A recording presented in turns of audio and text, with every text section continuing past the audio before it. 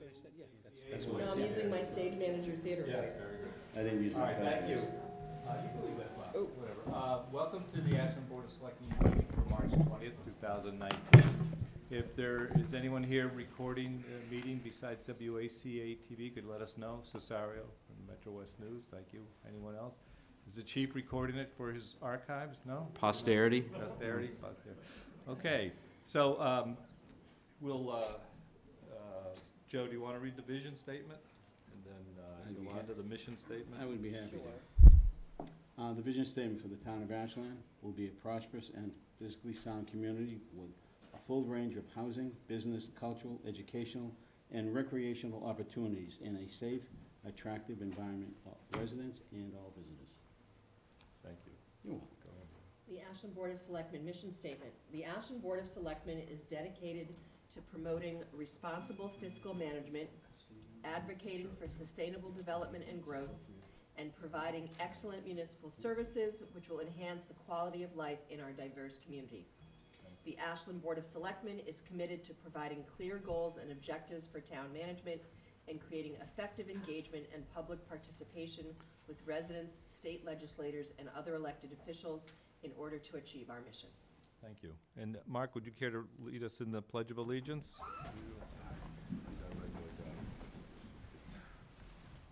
I pledge allegiance to the flag of the United States of America and to the republic for which it stands, one nation, under God, indivisible, with liberty and justice for all.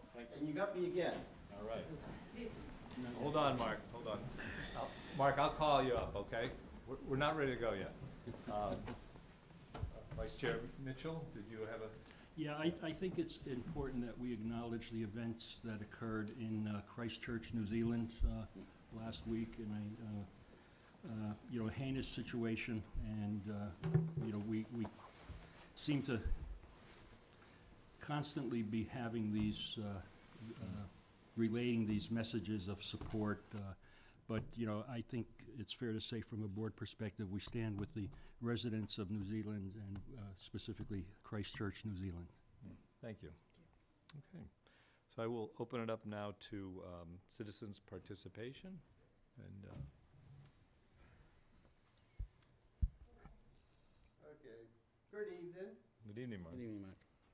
The flag is the most prestigious thing of the United States, and we all should be proud. And Steve, thank you for doing it for New Zealand, for the Christchurch. I said this at the Board of Health last night at the beginning, and I'm going to say it again here. I would like to thank the Ashland Fire Department and ambulatory services because I needed them for my dad last Friday before St. Patrick's Day. He had a viral gas problem, and he had to go to the hospital for 3 days. His blood pressure went up, and he had dizziness and medications and stuff like that went inside of him. Came home 3 days later. Now he's doing better. That's what's being said there. This town, I'm gonna. I know what the one that was on the agenda, and I'm going to say this. Please, Chief Davis, you're going to be missed. But whoever's going to take your place has got a big badge to fill. Board of Selectmen, still going forward, a hot, healthy community. It may have been here for years, it may have been recently, but it cannot be forgotten. Because this is a town that has a group history and a town that should be known. To the citizens, I may speak up. I don't speak up for you all the time, but when I speak up, it's never for myself. It's never for an agenda. Thank you. Thanks, Mark. Thank you, Mark. Anyone further for citizens' participation? Okay, I'm going to move on to a first item on our agenda. I'll turn it over to our town manager, Michael Herbert. For this Okay. part of it. Thank you, Mr. Chair. Notice I got two microphones tonight, just in case anybody couldn't hear me.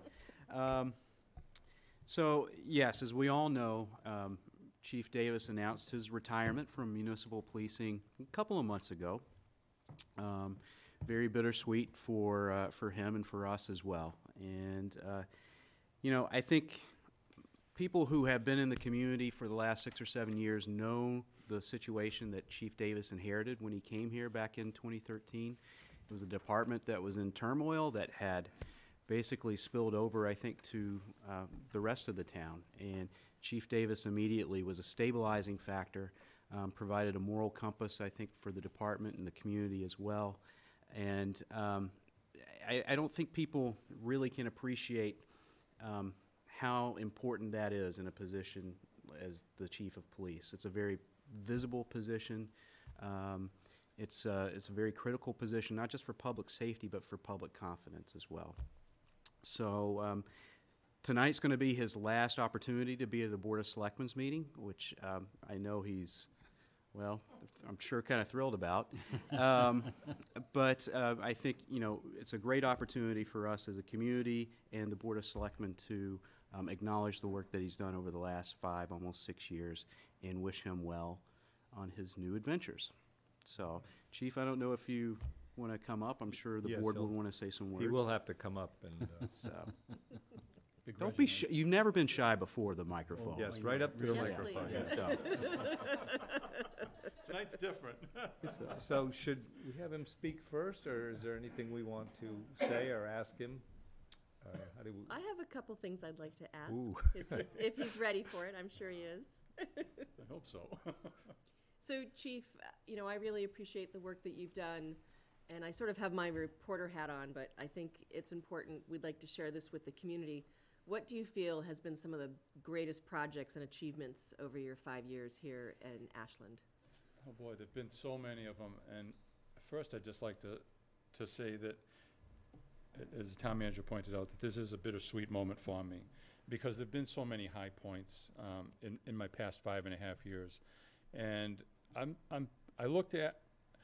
sort of looked at the envy of a lot of police chiefs around the state, because when I go to meetings and I tell them how supportive the Board of Selectmen have been to me, the town manager have been to me, all of the division heads and the town staff that have worked as colleagues and in these past several years on different projects and initiatives, they truly are envious of when I repeat those stories and that level of support. So, I mean, I can't brag about that as an accomplishment, but I'm very grateful for it, and I thank you for that. So I think probably the greatest accomplishment that I can claim or achieved, I guess, is the people that I have either brought on or the people that we have, instilled a level of competency through training and through different assignments. So that's my greatest source of pride, is the investment in the personnel in the department. And I certainly couldn't have done that without your support, without the community's support. So I would say, aside from, the brick and mortar projects like opening the substation or new equipment or new radio facilities or new computer facilities, it's the people in the department that make the department. And there are some fantastic people there. And there's some fantastic people that have just recently been hired by the department. There's some fantastic people that have already been at the department that just needed an opportunity to grow and develop.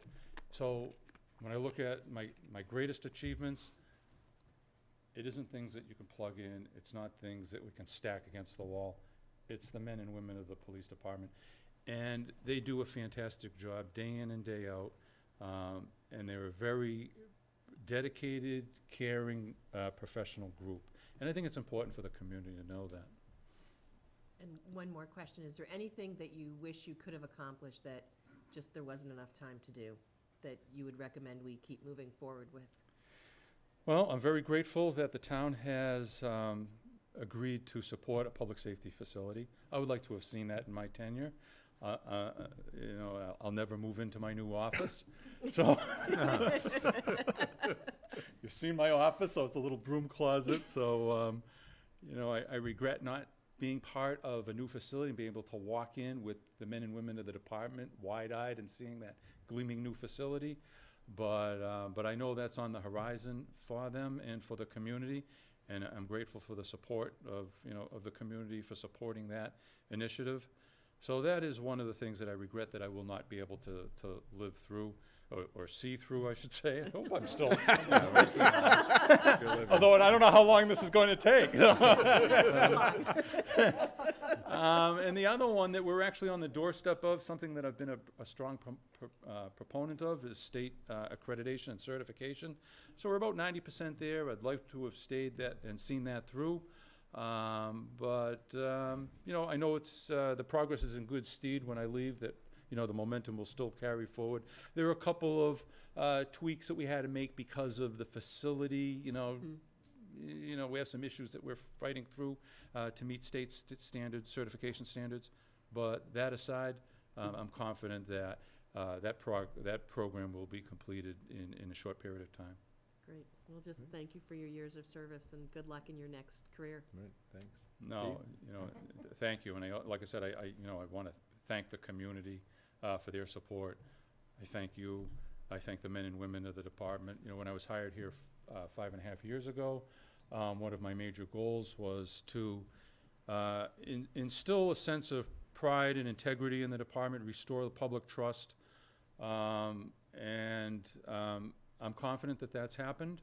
And I wanted every member of the police department to feel a sense of strong pride when they wear that patch and on their sleeve and badge on their chest, which I know that's the case, and I know they have great things on their horizon.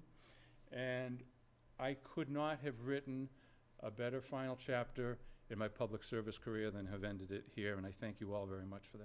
All right, Thank thank you. you, Chief. Thank you, Chief.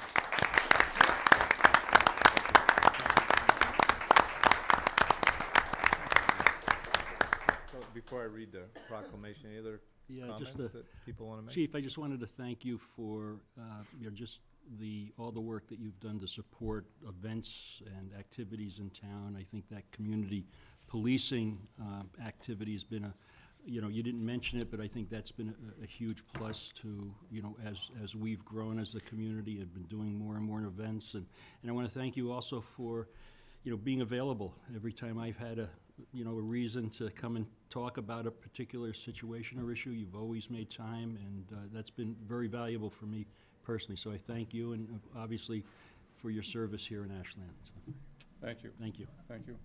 Last. But most important. I was going out the door as you were entering the door. And I'm sorry. They weren't related. I just want to, there wasn't a correlation there. No, but I wish I had the opportunity to work as an officer under your tutelage. I think it would have been a wonderful experience. I know you personally off the job and on the job, and you are a credit to the uniform, and you are a credit to the community and your family, and we're going to miss you. And I appreciate your input and your strong support for this public safety building that took us over 32 years to finally get on the books, and hopefully breaking ground within a year or so, or sooner. But it would be nice. But you'll get an invitation to come through that door and look at I hope that. so. Definitely. We'd love to. I'm just going to come up here. So thank you, sir. Thank you. Chief, as Rob gets up there, I just have to ask, besides the Monday morning meetings, which I know you enjoyed so much, I love them. what are you going to miss the most? The Monday morning meetings.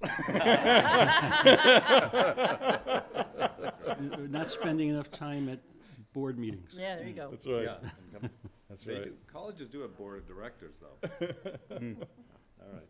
So I'm going to read the proclamation.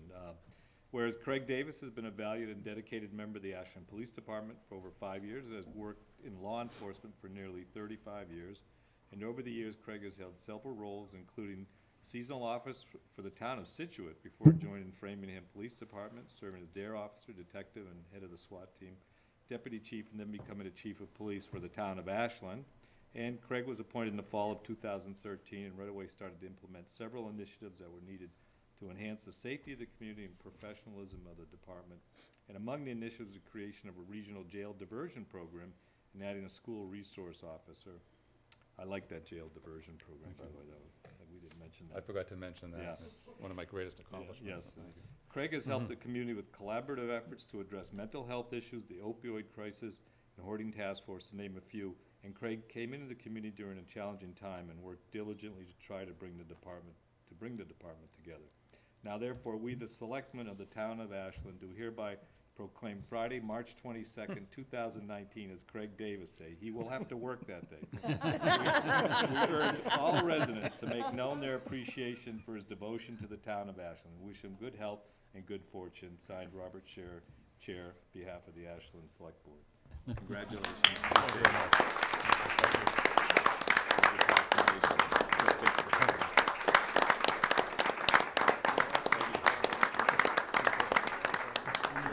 Yeah, group picture. Do a group picture? Yeah. Hold on. No hugs, just a group picture. Speak for yourself.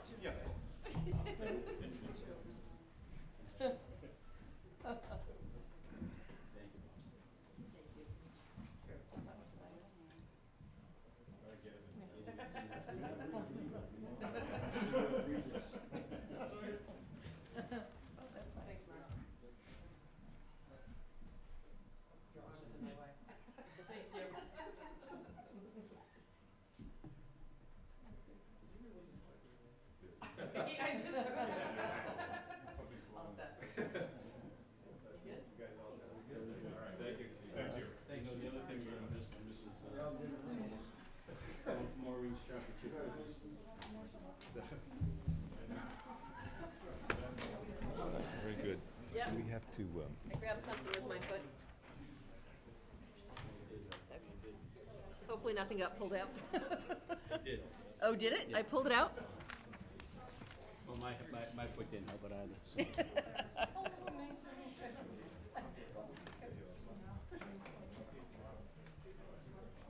You can. It's just so sad.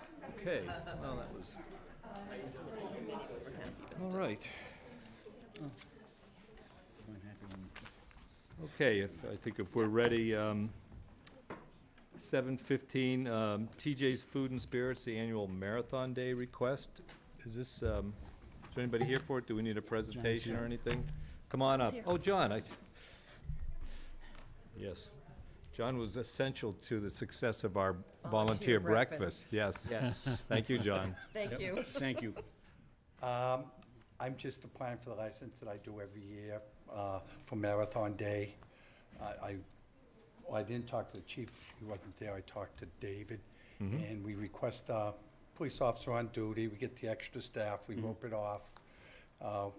We don't let anyone out until the police allow us to let people go, and then everyone back inside and back to the old rules of everything. So that's what I'm applying for again this year. Okay. And we have the application, I think. Yes. Yeah. You have questions or? Yeah. How many people get there at that early hour and hang out? Well, I'm always It's, interested. cars-wise, it's very nice because the police, they have a station right in front of our place, and they call up and say, can another car fit in the parking lot? And when we say no, everyone's from Ashland or Right. Hopkinton. So they park over Woodland, they park at Cross, depending which way they're going home.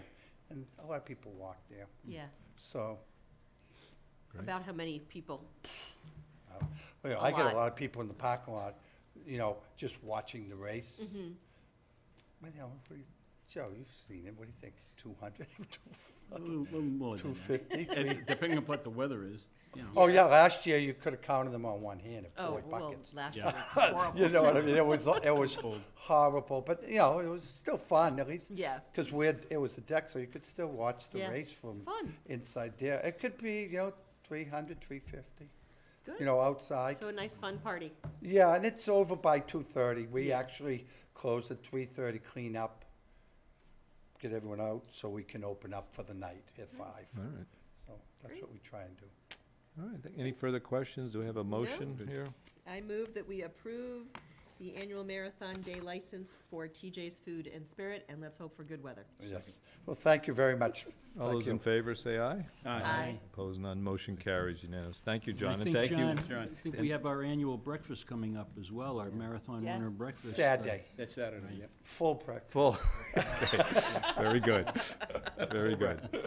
All right, you very thanks, much. John. Good seeing you Thank again. you. Yeah. All right, next is our Economic Development Director, Beth Reynolds, to talk about Corner Spot programming. Hi, Kate Jutstrom, 9 Grover Road. So Beth and I are here on behalf of the Corner Spot. Thanks for having us. We're excited to share with you the exciting changes we have to kick off our 3rd season of the Corner Spot. We have a great committee behind us to help support us, an email list of over 500 people, and 2,300 people following us on Facebook. We have a new dedicated website, thecornerspotashland.com, that now hosts all applications and will post all events. New this year is something we're very excited about. This year we're partnering with town organizations who will be hosting events at the Corner Spot. Some of the exciting events that are already booked for the 2019 season are an Ashland's Games Day hosted by Fitness Together, which will include Ironman competitions, kids sit-ups and push-up contests, and more. The Friends of the Ashland Library is hoping to partner with the Moms Club and Garden Club for a fun event. WACA-TV has planned 3 movie nights. There'll be Friday nights throughout the summer, which will help lead up to a great event that they are planning for the fall. The idea behind partnering with the committees and organizations in town is to foster community involvement, something the Corner Spot is always looking to do. We're excited to see some new events as well, but we'll be welcoming back the opening day event on June 2nd, Book Chats the first Wednesday of the month, Culture Fest on July 20th, and Fall Fest October 6th. We also look forward to partnering with the Arts Ashland Alliance for the Dragonfly Festival, and we'll be helping with the Diwali and Illuminate Ashland event in December. Lastly, one of the main reasons the Corner Spot was built was so that the community could use it for personal events as well. We now have an online application for anyone who will host a social event, who would like to host a social event, such as a birthday party or a family get-together. So many great events are happening, but we also are also looking to fill up the shed with some amazing businesses as well. Great, thank you. So I'm going to talk a little bit about the shed. So we like to, we've referred to it lovingly as the shed, but our little pop-up business incubator. When we created the Corner Spot 3 years ago, the idea was to create a place where businesses could pop up and hopefully then invest and choose Ashland to have a brick and mortar. But what we've seen, I'm sure you can all tell if you just turn on the news with American Girl closing tomorrow, is that retail is changing. The face of retail is truly changing. And this pop-up culture is becoming more and more popular, it's becoming more and more accepted in a community, and it's also proven to show success. So how lucky are we in Ashland that we have our own pop-up space for businesses? So this year we're changing it up a little bit. We're still offering the week-long, 2-week, 3-week, as long as a business would like to pop up in the shed. Or what we're trying to really do is focus on one-day pop-ups as well. So we don't want to cross that off the list.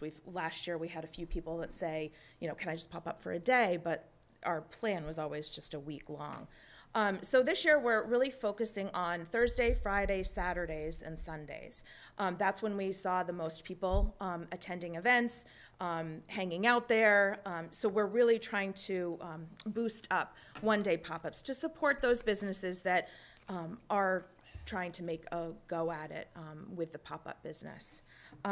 So that is an added feature that we'll start to see coming this year, and we've already had a lot of interest for it as well. So it helps to support a lot of the farmers market businesses as well. So Kate's going to talk a little bit about how we got to where we are with these changes and talk about a survey that we just recently did. Yeah, so we wanted to get a better sense of how people were using the Corner Spot and looking in the future of how they wanted to use the Corner Spot and get feedback. We were lucky to have 328 people fill out the survey. We found the majority of respondents got their information from Facebook, have brought their family to the Corner Spot, and found it a family-friendly space. We found that beer gardens, food trucks have a big draw to the space, and that people have asked to have more food vendors, food trucks, alcohol, music, and family-friendly events. So our hope is to provide events that the community has asked for going forward in 2019. We have the survey results here for you if you'd like to take a look. Do you want me to pass them along? Thank you, Beth. Oh, sorry. We'll pass it out. Thanks, Beth. Thank you.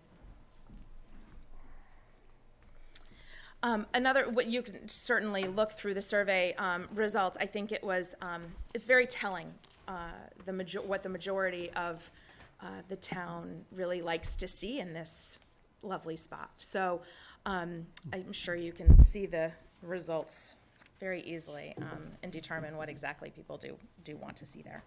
Did you want to talk any more about that? Okay. So we also just wanted to mention that we also, with some feedback, not on the survey necessarily, but in conversations as well as with the committee, we are going to be doing a few physical changes we're hoping to do this year, and one of them being a little bit more lighting. We want to have some more aesthetic lighting there during the night, so when you're driving through town, it's very pretty, lit up.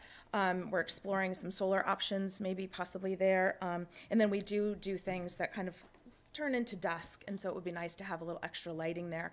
We've also listened to people that would like to have some additional fencing there, so we're going to extend the small black wrought iron fence that's on Main Street, and we're going to pull that around the corner onto Cherry as well, just to deter any small children or balls or whatnot. We have never had any problems there, knock on wood. It's always been a very safe place, but we're going to add in that feature just to give some more confidence.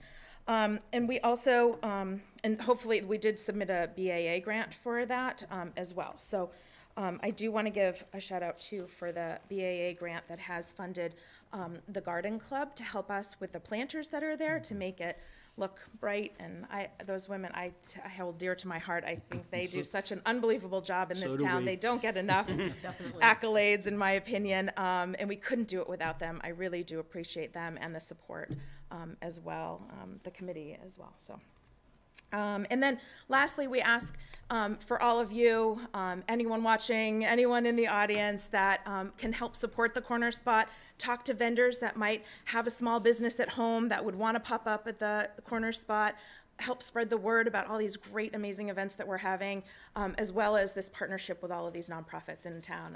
I think there's just so much potential with this spot, and we're really making good strides. So season 3, we're excited. All right. That's it. Thank We'll you. open up to questions. Questions, thoughts? I have Yeah, just sure. to follow up. So it is interesting looking through this and what people have come to and the number of people that have said they go there for the beer gardens. And I'm sure you're aware that we as selectmen have gotten some feedback about, it's supposed to be family friendly and you're allowing beer to happen there. What is your plans, or do you have any plans for what companies might be looking to come in for the next season?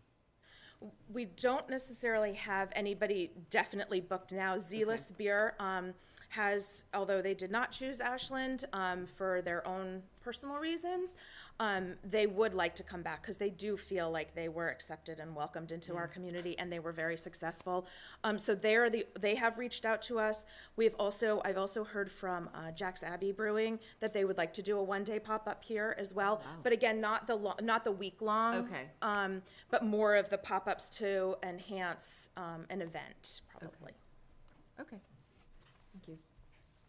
Yeah, go ahead. No, I mean, I do think it's very interesting because I think there was a concern brought up about the beer gardens and maybe type of the atmosphere, and I'm not necessarily sure how many people have brought that to your attention, but I was kind of surprised by how many people go for that, and Yeah. I think it's I think it's a good example of data. Kind of in the difference between data and anecdotal evidence, and Definitely. I want to thank you for having the wherewithal and the foresight to get this kind of feedback and solicit this type of information. And I The think, committee's really great at really getting that feedback. So and I think it's- beer gardens are, obviously, we've connected with something that resonates in a lot of places, in a lot of ways, with beer gardens. So it's not unusual that it would be a successful draw, being a beer drinker. Yeah, they're we did have the most attendance for any event was when we had a beer garden. okay. And I think Joe's might ask a question, but while he's looking for the question, I'm just gonna, I just want to take a moment and thank you all for the work that you do and the work that you've been doing. I know it is a lot of work, the Corner Spot, maintaining it, booking places, booking events, making sure that the facilities are okay as things are changing out. I know it's a lot of work. So I just want to thank you for being willing to put that in. Right. So. And Joe, did you have a question? or- I have multiple, but I'm gonna reserve myself to talk to Beth later. I guess one of the, I do have one question that I will ask. I know that the whole idea of starting, getting startup businesses to come into town to put, brick and mortar buildings together, and I know that didn't happen to one, and we're trying to push it, and they opted to go someplace else, but would there be anybody else that would replace that beer company, to see if they would be, if there would be another beer company that would try to come into town? We do have a brewery coming to town, right next door to. Oh, no, I Oh. know that. I know that, but I was a little surprised when I saw Zulus on the agenda again. Right. At least they're not looking for 14 one-day liquor licenses like they did in the past. They Because I have a really, concern truly with that. loved this community, and they worked very hard to be here. They came and met with our team. I mean, they did everything they could. It just couldn't work out with them for personal reasons. It had nothing. Yeah. They No, really did love our community. I mean, they really did feel very welcomed here. Well, And I we've had hope, several yes, I times. hope there is somebody else that does try it out, Okay. that does feel the same way, and then, and does choose us. We're always working really hard to try to bring new businesses into town, successful Yeah, I think businesses that match your just vision. to follow up on, I think what Joe's, in terms of the overall goals, and I know there's been a lot of great activity and people enjoy it, for itself, but in the overall goal of attracting brick and mortar businesses and doing that, how would you evaluate progress on that? I still think that it serves that purpose. I think with any great idea, though, it evolves, and we learn as it does evolve. And so I think what we keep finding is that every year we're not necessarily reinventing ourselves, but we're learning about what works, what doesn't work, maybe changes that we could make, try something else out. I'm always willing to do new things and try new things that could work. So I feel like this space, although it may have changed from the initial drive of it, it still is there. The idea is people go to that spot, they get enveloped in this community, and they never want to leave. That's the ultimate goal, of course, with anything, with the farmer's market, that's been proven to work. So I feel like this, although we're making these little changes, it's all for the good, and it's all in the right direction, and it's still following the mission of why the committee worked so hard to build this spot in town, and other communities are doing the same thing. They're calling me. I can't tell you how much I have had phone calls of people, how did you do this, and I want to do this, and what does it look like, and how hard is it? I talk about this spot so much. We talk nationally. I went to a conference to talk about this. I was asked to. So it's definitely being recognized. It definitely works. I think it has helped Ashland tremendously, and I think it's just one more layer that we do really well with all of the other wonderful events and spaces that we have in town. I'm just thankful that you're continuing that gate and fencing around the. Oh, good. Safety first. That was one of the concerns that I had a I while know. back. I know. Somebody else And had that concern, too. cameras and lights. Don't think I haven't forgotten, Joe. I'm sorry, that's a cop in me, what can I say? I do think it's important, I think when we're talking about business and business development, sometimes it's just as important to learn why a business doesn't come in here so that you can change things up, or you can look at, what some of the barriers are to business development. And I think, I think specifically back to the coffee trike, and, they loved this community, but what we found was the investment and the rents that they needed to pay would not necessarily match up with their business model. And, that's important information to know. Now you've identified a gap that you need to close in some way, shape, or form, whether with a subsidy or some other economic tool in your toolkit. So Yeah. I think that's really important. And I think Beth brought up a good point earlier about traditional brick and mortars closing at an increasingly faster rate. And so consequently, I think pop-ups become more important, particularly when you have empty storefronts and so on. This is a unique situation because this was created out of nothing and provided an opportunity for pop-ups. So, you know, I think it certainly is the, you know, it's happening, I think, in retailing today. All right. Anything else for Beth and, I would just say, I would recommend that you make this available, okay, either through the town website or through yeah. yours, or, you know, Yeah. share it on Facebook, because I think it's important for the community to see those people that were asked the questions, what they think about it. I think that's Great. helpful. Terrific. And thank you, Kate, you. for Thank you, Kate. coming to see us Yeah, and thanks, for your Beth. efforts. Yeah. Thanks. See you at the Keep Beth. it up. All right. So the next item on the agenda is consideration of a net zero resolution from the Sustainability Committee. And while Matt's coming to the podium, I'll just kind of quickly review. If you'll recall, last year, the board kind of delegated to me the assignment of reviewing a net zero resolution as kind of the next step in our Ashland sustainability curve. And last year, Yolanda and I went to the municipal summit and kind of brought back that idea, which the board supported me in dealing in suggesting that to the Sustainability Committee. And you know, I just think, you know, personally speaking for myself, and I think, you know, that given all the recent important and ever more dire climate change news that we're receiving, that it's especially important for us in a community like Ashland to pay attention to these kinds of things and do what we can, especially with the lack of effective action at the federal level. It has now come down to states and localities, and we're here, you know, this board and we in this community are the front line of fighting climate change, is how I see it. And I thank the board for supporting that delegation, and hope you'll give every attention to this consideration, this resolution. So with that, I'll turn it over to Matt, and go ahead, Matt. Okay, thank you. Matt Marshquist, 12 Weston Road. I'm on co-chair of the Sustainability Committee, and so I'm going to talk about climate change first, because it's kind of the reason why I'm here. So really quickly, just some background. 2018 was the 4th warmest year on record since we've been keeping records. The 3 hottest were actually 2016, 2017, and 2015.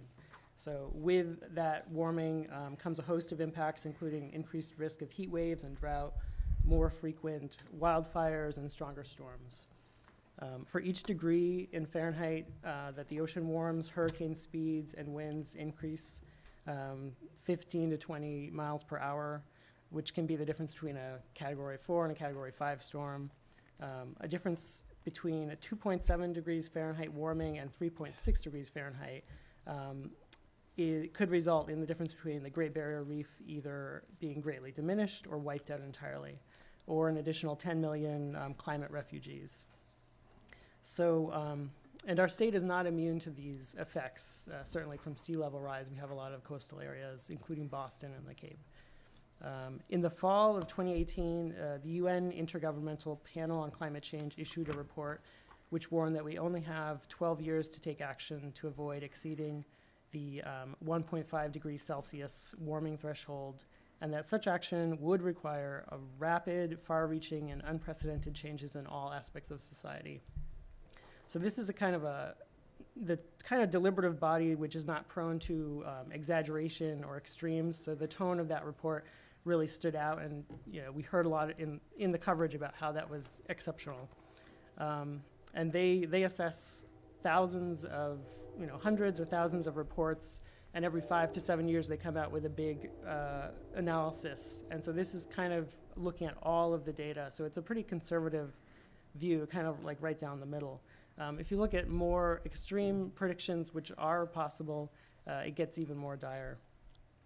In fact, the U.S. had the 4th National Climate Assessment last year, which predicted that by the end of this century, we could be spending hundreds of billions of dollars a year to mitigate the impacts of climate change. So there's a lot of really kind of dire news that has been going around. And against this backdrop, there's a heightened attention to the issue, and hopefully a reprioritization of the issue. And there's also been a bit of a generational shift. So the kids who are coming up today, 70% of Americans age 18 to 34 worry about global warming, compared with 62% for those 35 to 54, and 56% for those who are 55 or older. So there's some of these kind of trends are the backdrop. And last week, 1.6 million high school students went out on strike to protest inaction on climate change. So there's definitely a lot of things going on. In our own state, we've been a little bit ahead of this.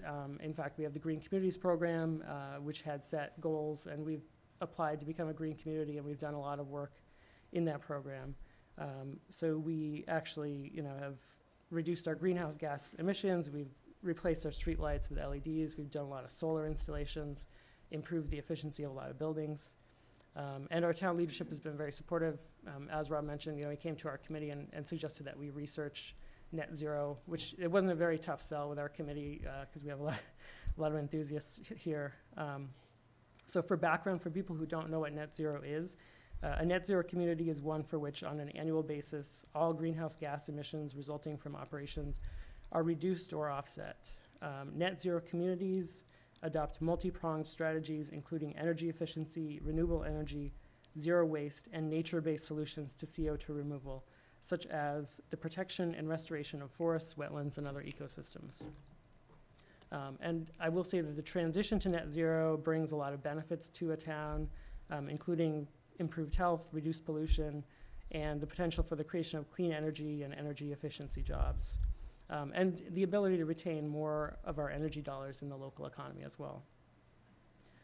So that's the overall thrust of why we're doing this, and we're bringing forth a resolution which suggests that the town supports a net zero goal of eliminating or offsetting by 2040 all greenhouse gas emissions in Ashland.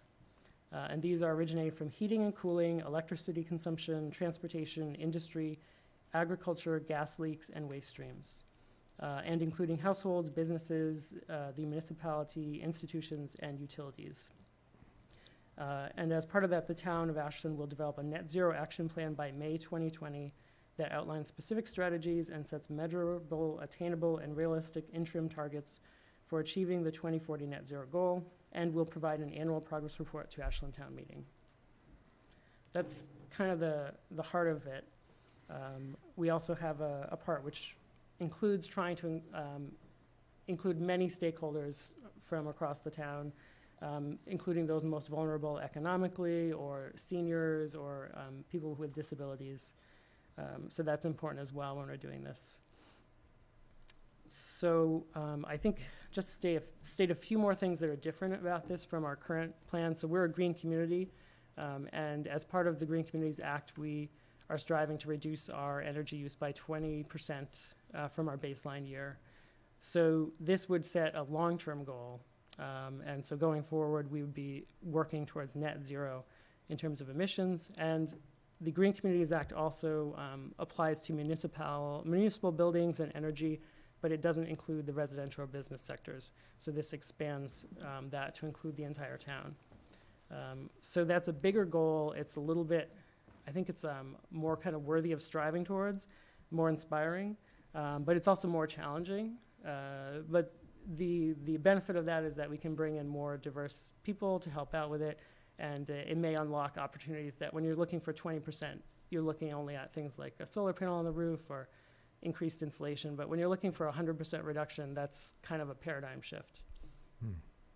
So I think that kind of sets up what we're trying to do. Well, thanks, Matt. I'm going to anticipate maybe just some of the questions, and at least maybe you could talk a little bit about, so you're talking about putting together a distinct plan at next spring's town meeting, correct? That's what, and this resolution would just say that, basically. How did you decide on the offset by 2040 goal? And what happens if, it doesn't look like we're going to make it, or if there needs adjustments? How does that, are we committing ourselves to exact things by exact times, and should people be concerned about that? Well, I think it is a goal. So it's a non-binding goal, and we're aspiring to achieve this. We don't have penalties built into this. In terms of the 2040 date, that's looking at, a lot of the dates that I've seen out are for 2050, I think 2040 is probably on the more aggressive side, you could say. But I think that's also kind of based on the new science that's coming out. So I don't know if 2050 will remain the goal for other towns or if they'll start trying to bump it up.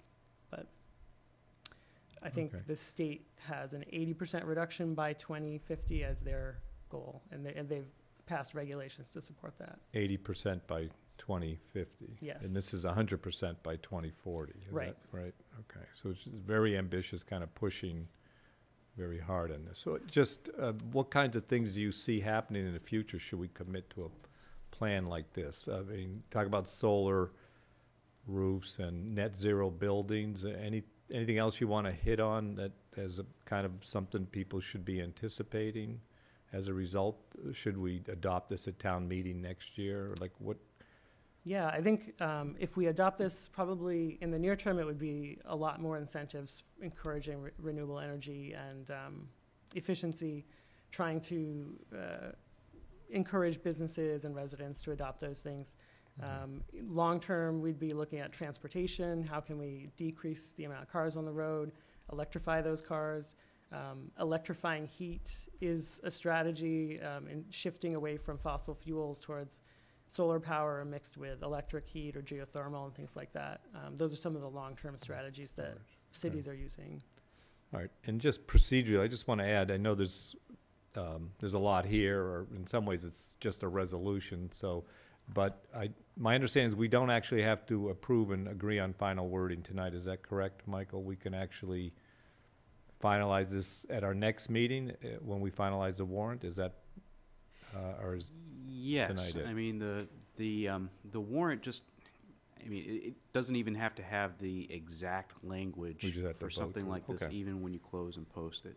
I think the question, you want to have as a board, or the discussion you want to have as a board, is whether or not you want to look at doing this for the spring, or perhaps maybe look at doing it in the fall and use this period to kind of ramp up an education process to help people understand what it means, what are the ramifications, and things of that nature. So we can go ahead. So I'll open it up to board members' Thank you. questions and comments. So Matt, thank you. You're all set? Yeah. Okay. Well, thank you. You've been at the beginning of this whole process. I mean, you were on the original Green Communities Committee, which morphed into sustainability. So, I thank you for that passion and that engagement. You and I had a good conversation, I think, over the weekend, and I have, and I confess I don't know a lot about net zero. You provided some education for me, and I did go to the MAPC site that has like 5 different definitions of net zero. So if it's confusing to me, I venture to say it's probably confusing to a lot of folks out there. I think there's probably a lack of knowledge. I think there's probably a complacency out there as well. I do agree with you completely. I'm not going to see 2040. But that doesn't mean Let's be optimistic here. I am not going to see 2040. But that doesn't mean that this is not important for me to support, and I very much am supportive of this. And I think because of, as you expressed, the current young generations and the generations that come. So I think it's very important that we pursue this. My only, comment is, and it's really based on the information from MAPC and kind of the process that they recommend the community to take. And I would like to see us work towards having a successful adoption of a resolution at town meeting in the fall, and have that opportunity for the Sustainability Committee, the Board of Selectmen, to educate the community as best we can leading up to that. I think it's a ton of information there. And then direct the Sustainability Committee to work on a net zero plan, leading up to spring town meeting, per your calendar for 2020. So that's really my only, 100% supportive. I just think we need to get information out there, and I think people need to have a much better understanding. I need a much better understanding, so. Joe? Yeah? Thank you. I have to agree with Steve. Reading a little bit about net zero on the web, one of the concerns that I have is you briefly mentioned it in your comments earlier with respect to development and developers. Right now, there's absolutely nothing there that gives them any guidelines as to what they should use. Well, they do, but it's not forcing them to use it. So you have to slowly get the developers, on board with this, because when you have the developers going on board with something like this, automatically the price of the units or the homes that are going to be built are going to go up because of the additional cost to making sure that everything is And the number. and the of number, units. right? So that to me is, I think if we hold off until fall, that would be great, because I want to get some dialogue with respect to some of the developers that are in town.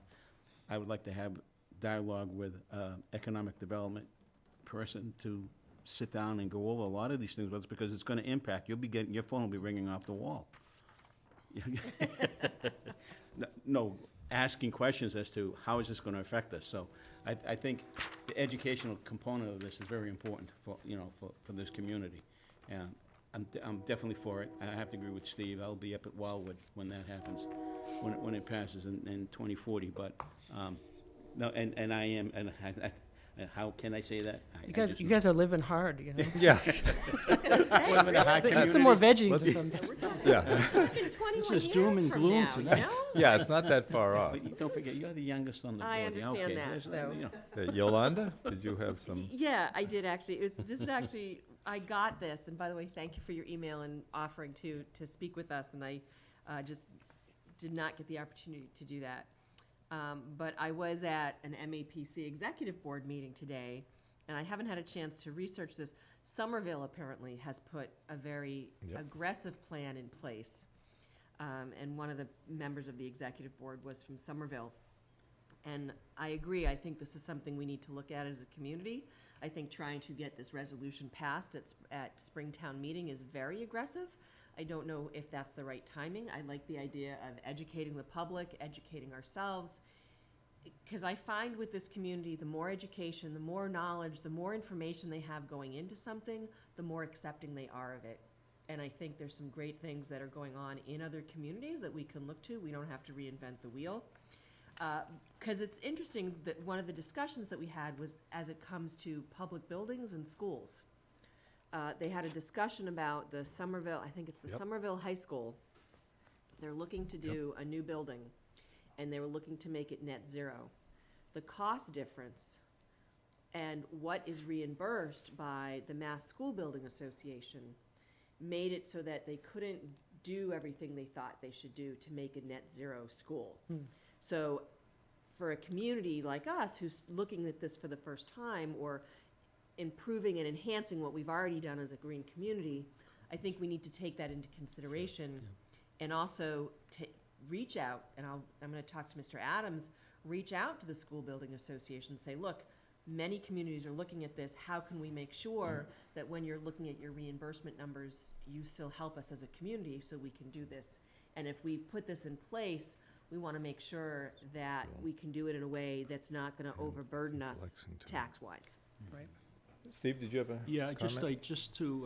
Yolanda brings up a good point about public buildings, and I just wanted to also acknowledge that, both Joe and I serve on the Public Safety Building Committee. Yep. One of the things that's on our list to review is a net zero public safety building. Right. So that's a very important part of It what is. we're looking at. And, I would hope we'd have, at some point, as we get further in the process, that we'd have input from Sustainability Committee, because I think it's a very important aspect of it, so.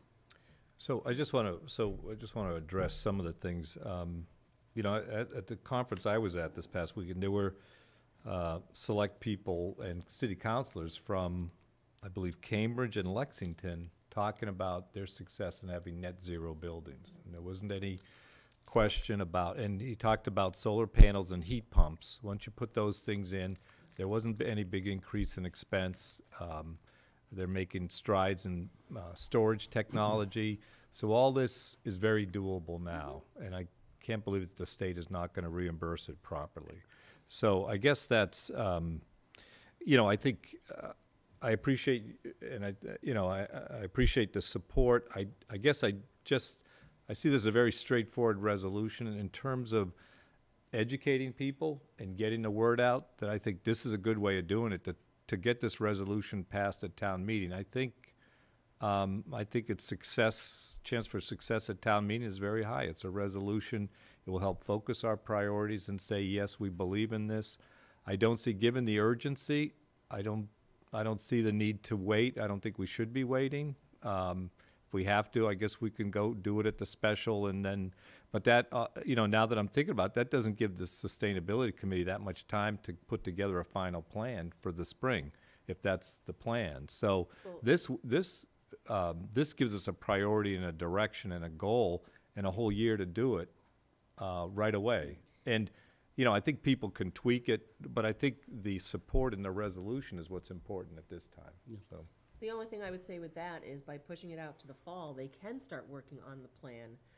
Because again, I think for a lot of people here in Ashland, it's like, okay, you're asking me to potentially adopt this resolution, but what is the impact going to have? What is the plan going to look like? Yeah. So that's what I would say is I'm not saying that you shouldn't start moving forward toward the plan, but certainly as you're educating the public, you're getting input from the public so you can start creating the plan, and then Steve? Yeah.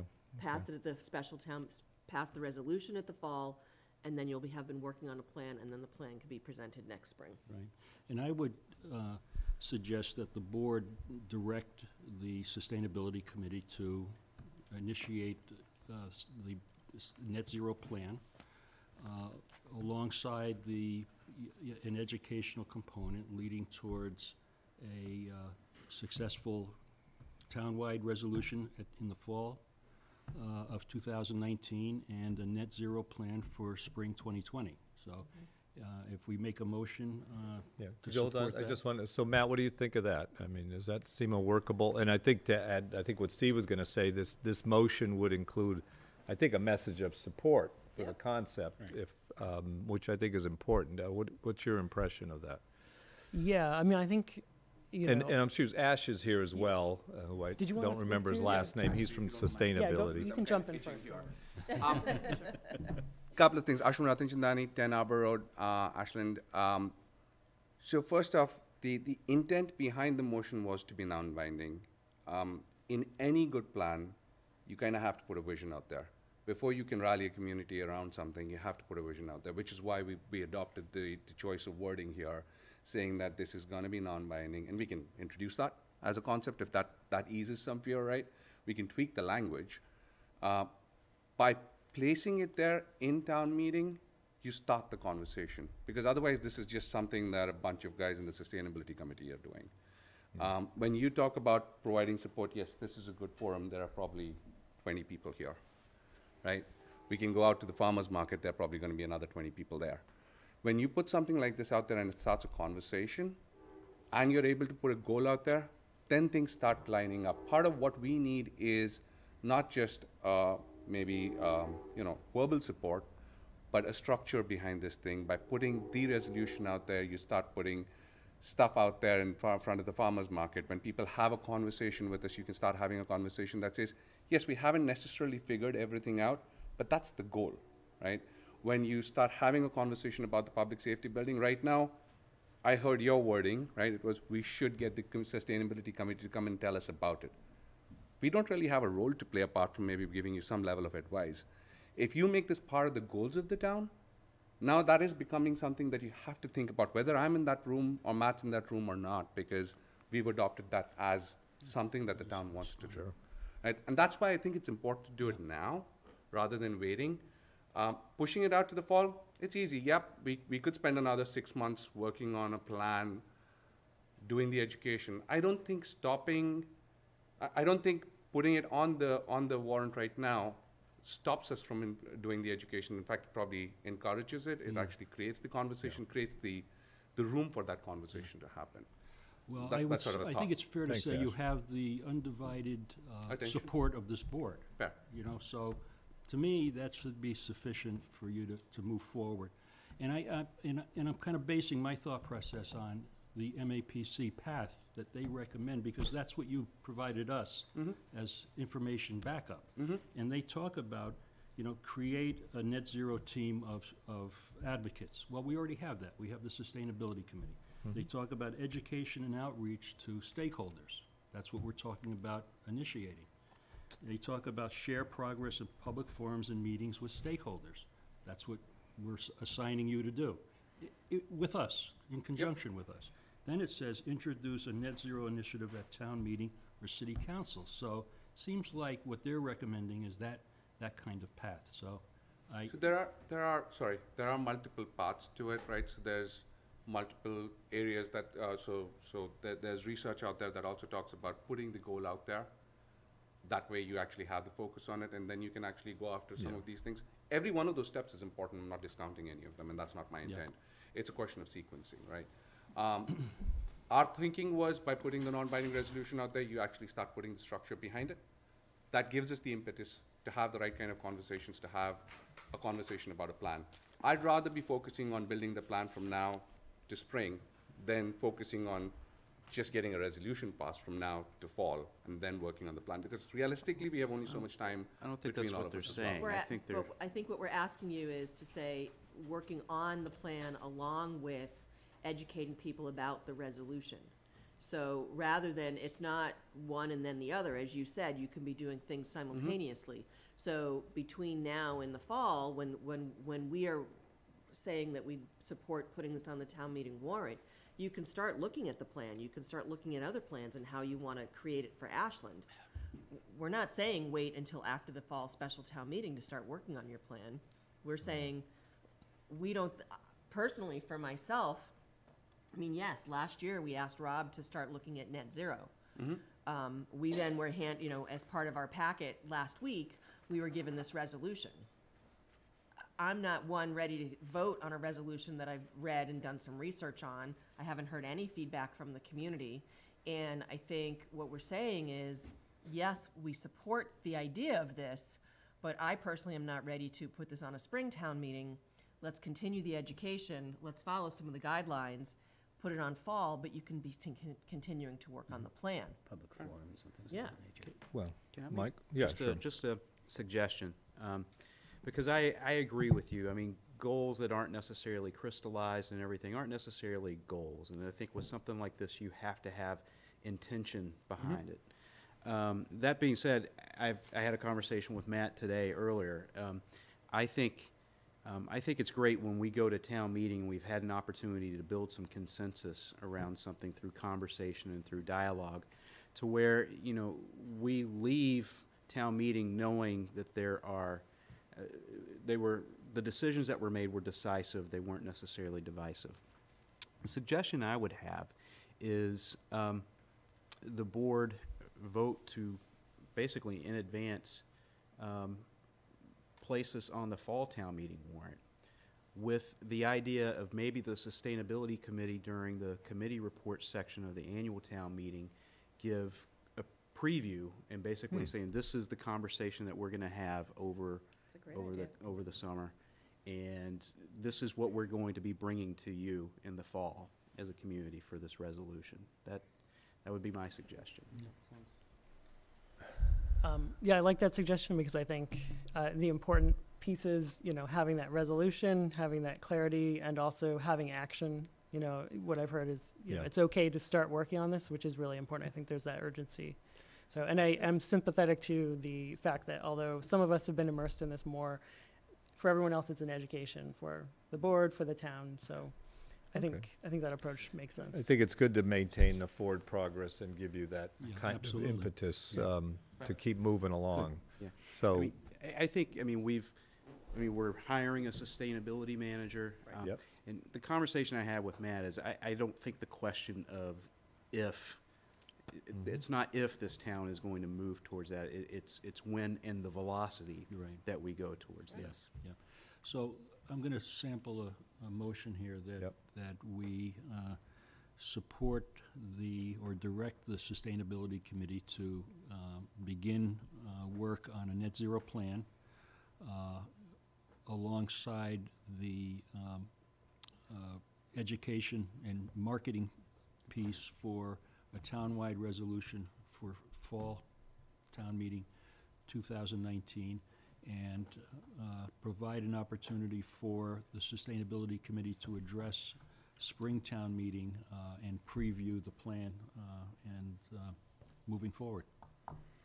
So, All right, motion's been made and seconded. All those in favor say aye. Aye.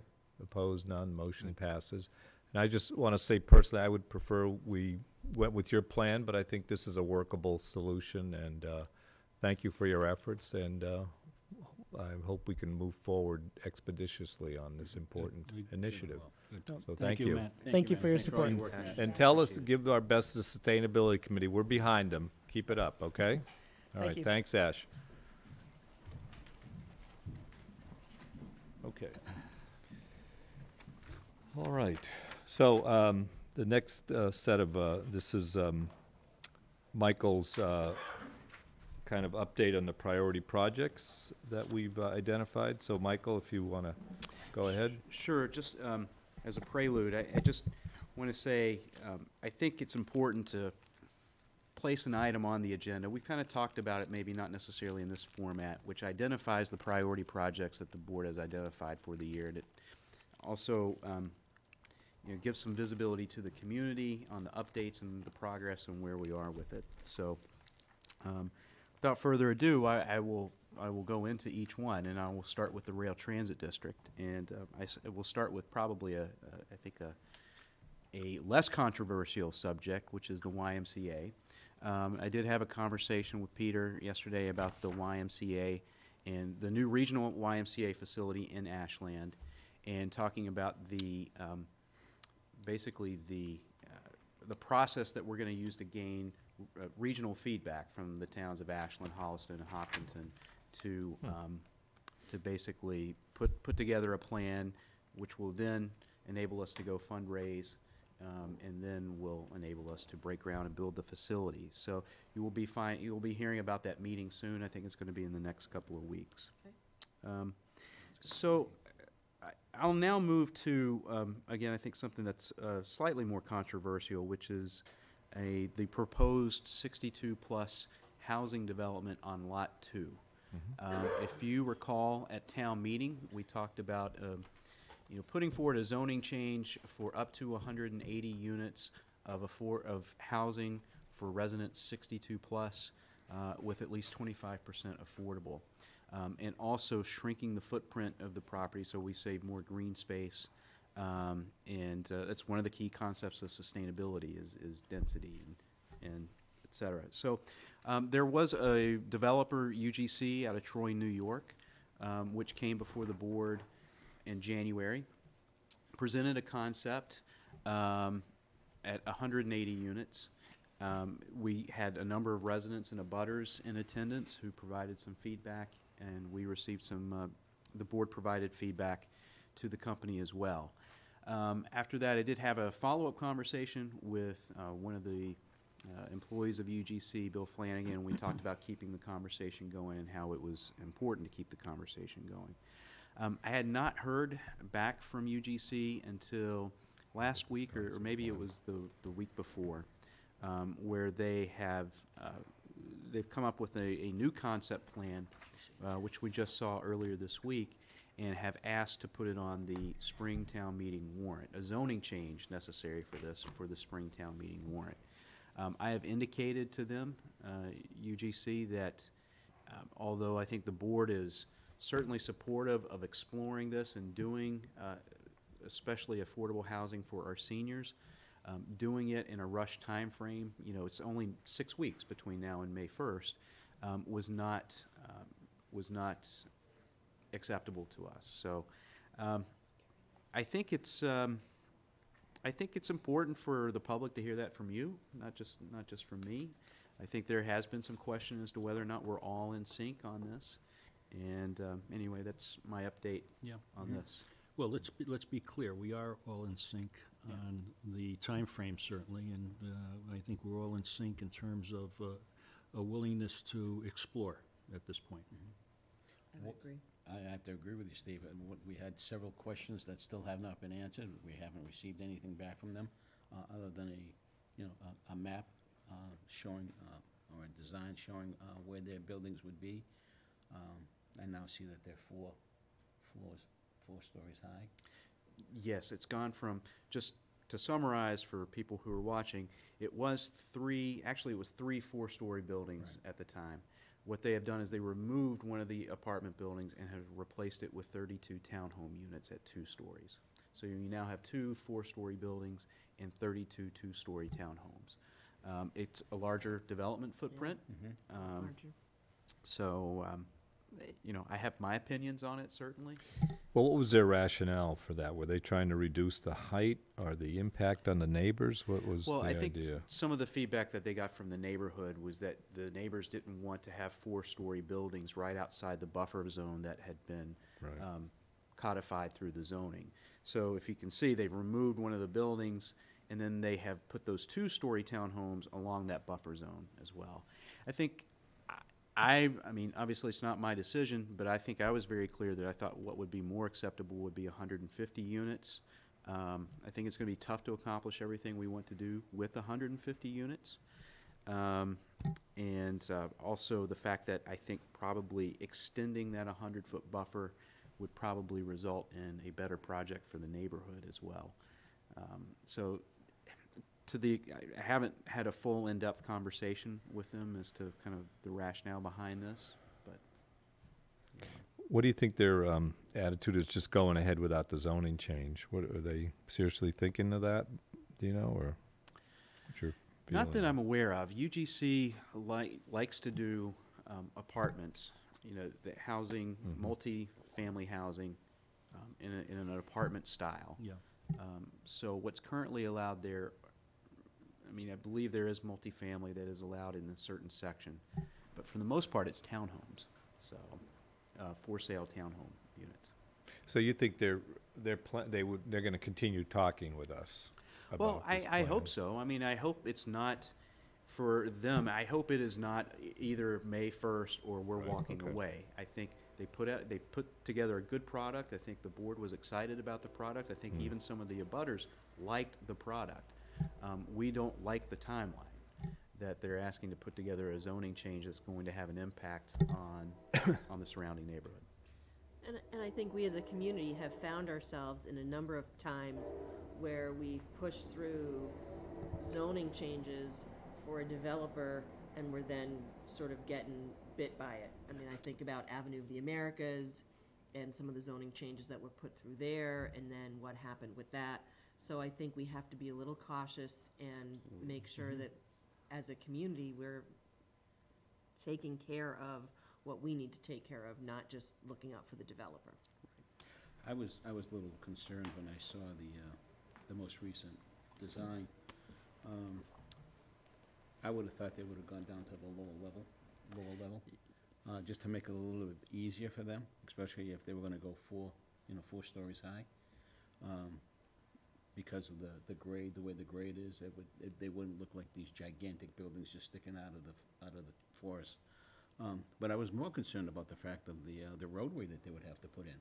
I would think that the expense of the roadway that they would have to put in and tunneling all the utilities, gas, water, electric, up in and around, would be a huge expense to them. And you would think that if they were going to save money, they would go down to the lower level and make it a little easier. But for some reason, it doesn't seem that they want to do that. And if I was looking out for pinching pennies, that's exactly one of the things I would do, is to see how much money it would save on the construction of a roadway. I agree. But one thing I do just want to, as we continue this conversation, any development conversation moving forward, is I think one of the things that we get hung up on is stories and not necessarily feet. So I looked at one of their 4-story buildings. The height of the 4-story building is about 5 to 6 feet less than one of the Campanelli 3-story buildings.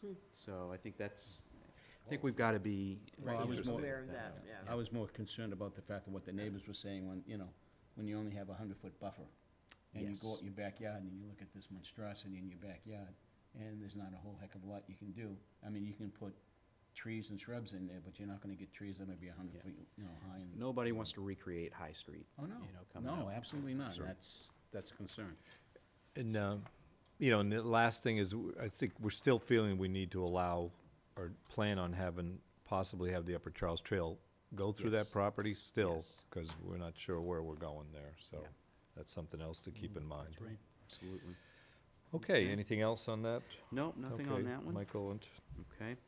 Moving on to the public safety building, we talked a little bit about it just in terms of the zero net energy, but the net zero public safety the building? is net that what we're zero talking public about? safety building. I'm looking at Joe and Steve. Just to update everybody, we have selected an owner's project We manager. have It's talked about Vertex that. Good. Engineering.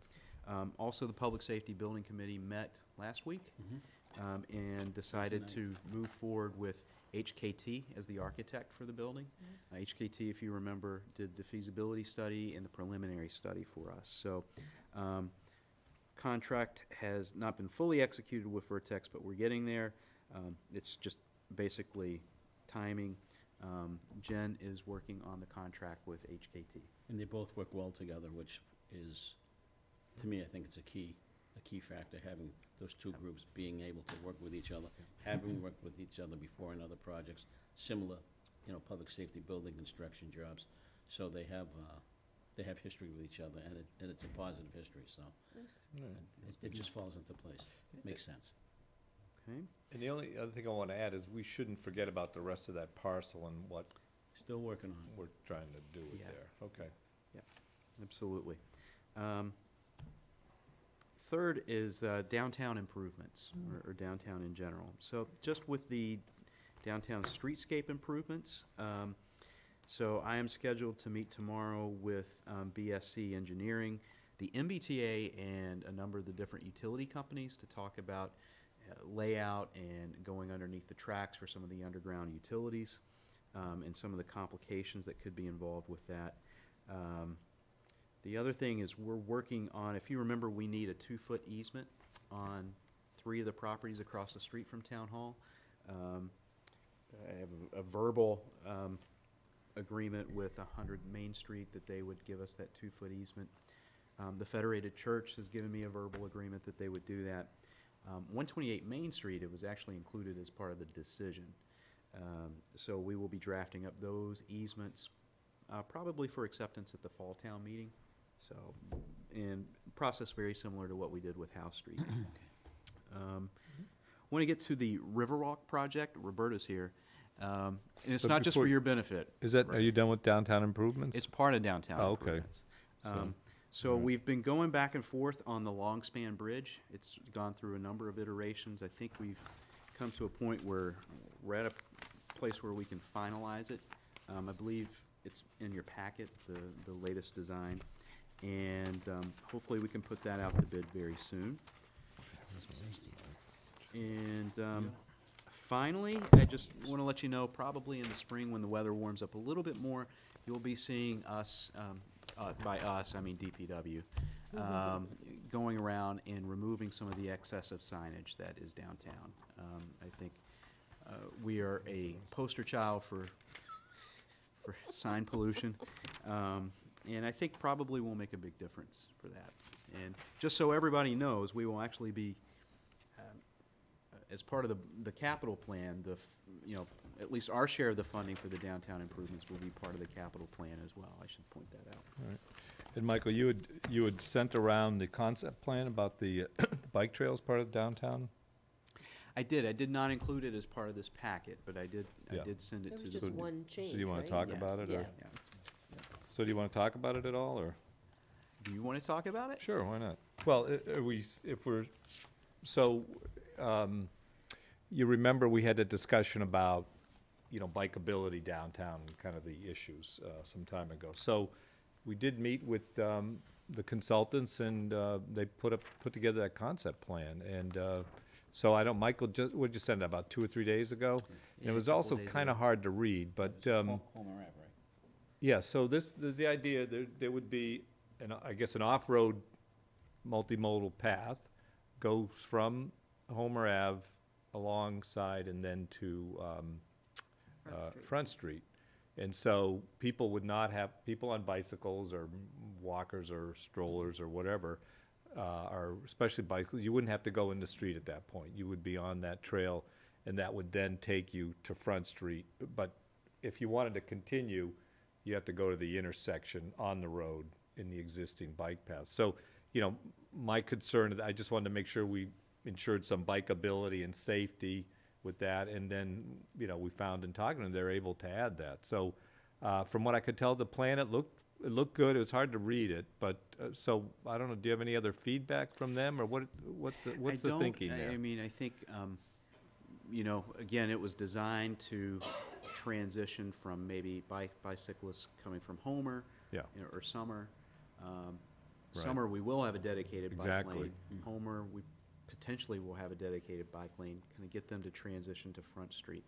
I don't know about the design itself, if I think it's the right design. I think the concept could be something that's worth exploring a little bit. It is a small section of the downtown improvements, so if this is something that the board wants to continue with. I just have a question. Won't it be confusing to people to go, so there'll be a dedicated bike line on Summer, there'll be a dedicated on Front that's on the road.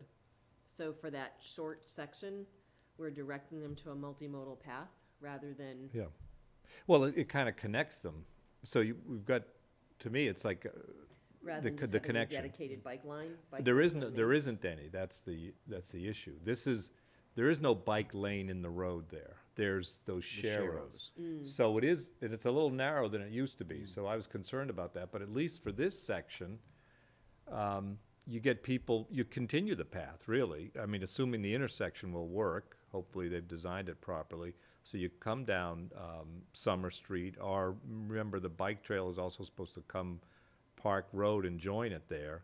So you come there, and then you're on a bike path all the way until that intersection, which you can continue onto the farmer's market. I think at that point, you get into a normal intersection, which I'm not sure there's an easy way to handle that, but at least that connects everything. I think it's a great concept myself. Well, I think we need some, maybe one of the next couple of meetings, we have some visuals about, that'd be about good. this so that people understand Yeah.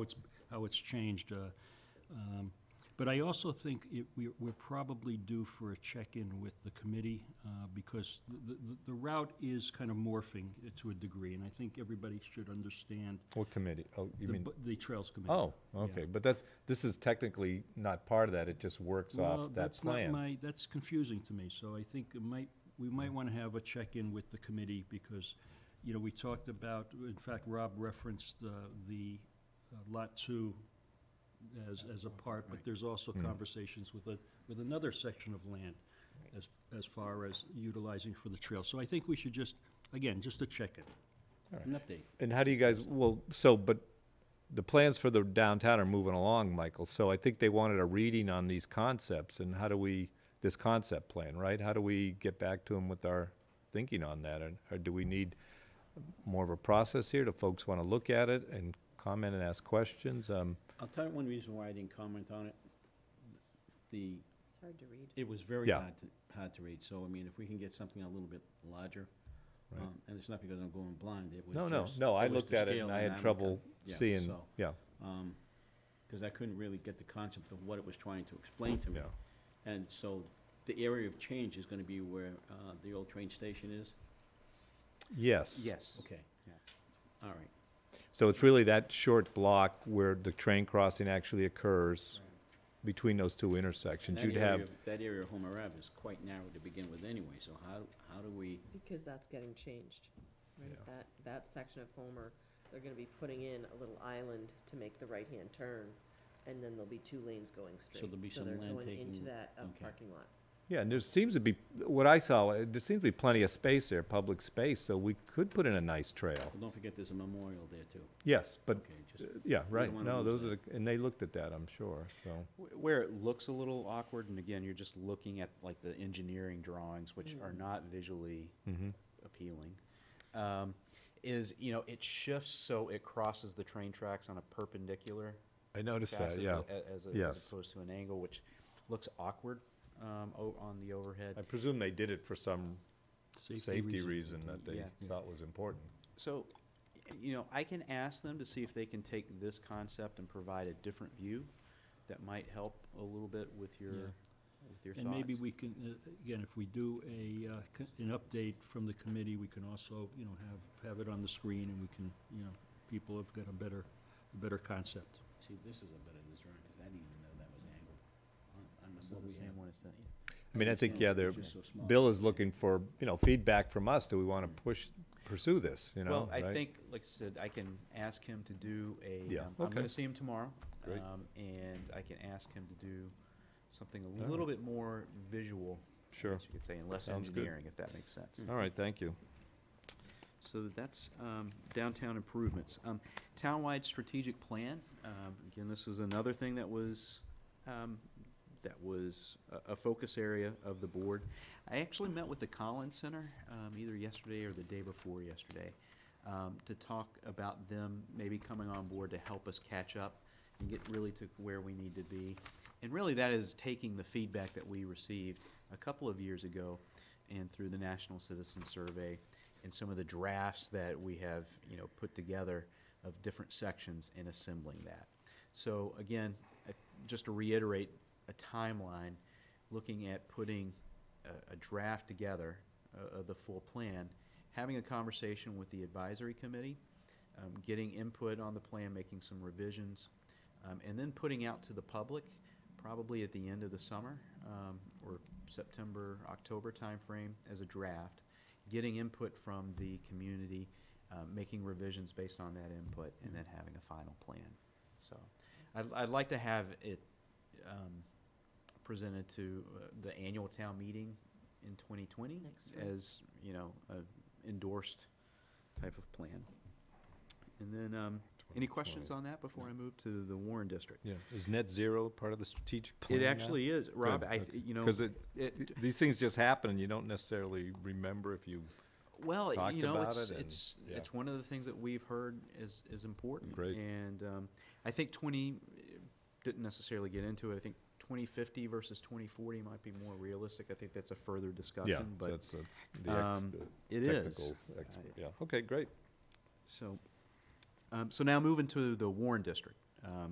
So I have spoken with David Foster, who is working with the Mass Historical Commission to place both the Hall House and the Warren Barn on the National Register. So one of the questions we had was if we raised the Warren Barn and reconstructed it or built new, would it still be eligible? And so his contact at the Mass Historical Commission is saying yes, as long as you kept the silo, as long as you rebuilt it according to Exactly the the same. documented standards. So David has been spent a lot of this week going through and documenting the buildings, both of them taking pictures of the interior, exterior, Great. and working with Mass Historical to kind of come to a final determination on that. So, Good. Nice. Yeah, That's Very good. nice. yep, so that's it on this section of the agenda. Okay, thanks. So the next is the consent agenda. Motion to approve as presented? Second. All those in favor of approving the consent agenda, say aye. Aye. Opposed? Yeah, okay. Consent agenda is accepted. All right. Sorry, Mr. Chair. Sure. Can we just list those items, because it's not on the Oh, screen? yes, I did right, not. sure. So- I'd be so happy that to way read the it. folks at home So can see that, what please. we just did in the consent, we approved the February 20th regular session minutes. We accepted a $5,600 donation from Public Health Emergency Preparedness Region 4AB grant. And we approved the request for the Ashland Youth Baseball and Softball Annual Parade, which will take place on Saturday, April 27th. So that was just like yesterday, those parades. Doesn't it seem like it? Okay. Right, so we did So- the time go. Yes. All right, so I think we turn this one over to Mr. Mitchell. And Rob, are you going to come up to the podium for this? Would you, Rob? I would, yes, please. So this is, I'm sorry, I'm not sure I said it. This is discuss and set rates for the Stormwater Enterprise Fund. So people remember at the last town meeting, we authorized a rate-setting process to help fund stormwater treatment, not treatment so much, but control and well, in some ways treatment of stormwater runoff throughout the town in response to new regulations and our own concern for clean water and the environment. So this is the rate-setting process. We had a meeting, and Rob is the chair of the Stormwater Advisory Committee, and Steve Mitchell on our committee is taking the lead with him and reviewing the rates along with assistance from town staff.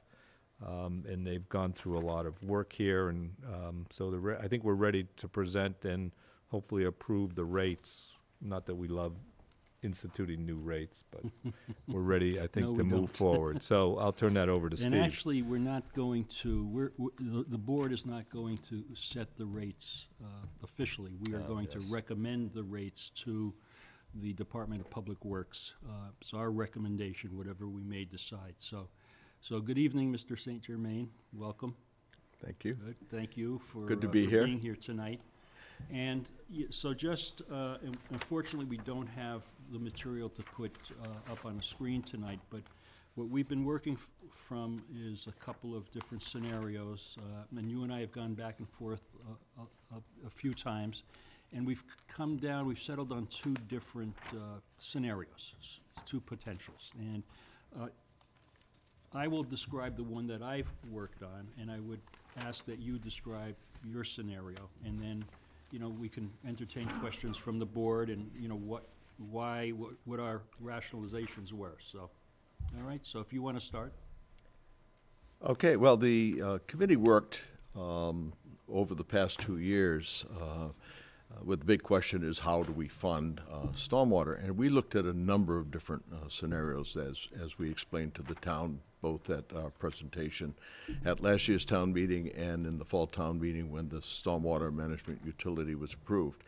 And basically, the structure we looked at was a flat rate for homeowner type parcels and including condos, and a rate based on impervious area for all of the commercial and exempt properties in town. So you don't want to actually talk about the rates, but that was the structure that we came up with. In addition, we put together a revenue model, and the revenue model suggested somewhere in the area of mid-300,000 for retained earnings. And the rationale for retained earnings, it's not that we're going to have this big slush fund at the end. It's that the budget, though we worked really hard to scrub the budget and make it as accurate as possible, there are unknowns. With the biggest of the unknowns are some of the pollution that we have in town. We have to reduce the amount of phosphorus going into the Charles River Basin. We have to remediate, along with Framingham, the Washacum Pond. And so those are unknowns. The system itself has unknowns. There's some capital equipment that we're going to buy at some point in time that we will need to support stormwater. The money either comes from the general fund through the capital process, or it can come from the stormwater management utility through the capital budget process.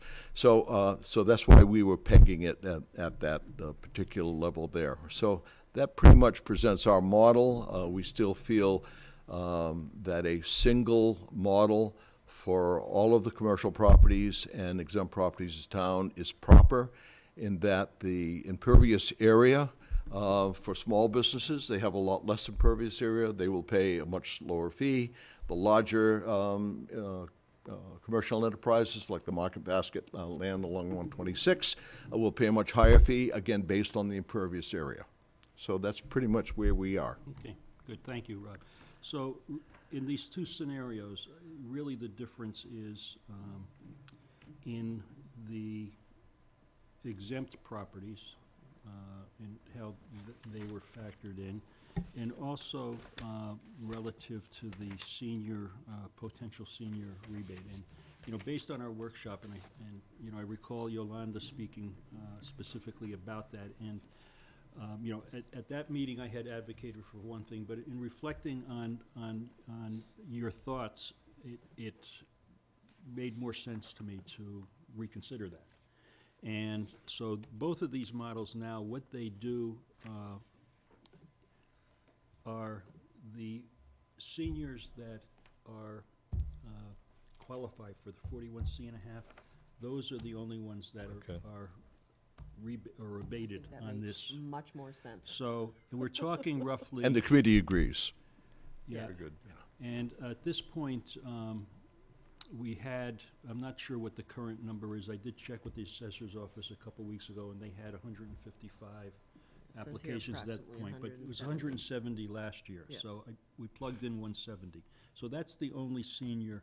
So the difference between Rob's, or the Stormwater Committee's version and my version is that I recommended reducing the residential rate from 40 to 35. I also have two tiers for the commercial. I've got a large property owner, and I've got a smaller. The larger property owner is 50,000 square feet and above. So tweaked the rate per 100 square feet. And then we have a deviation on the nonprofit sector as well. So when I reviewed the nonprofit list, what I did was I took off all of the town properties, and I took off all the state properties. State properties, I took them off because I don't believe we can reasonably anticipate collecting from them. If they do, we'll get it off the cherry sheet. Well, that's right. One or the other. So that was my premise. Now, as far as the town properties went, what the spreadsheet shows is a $30,000 contribution from the general fund.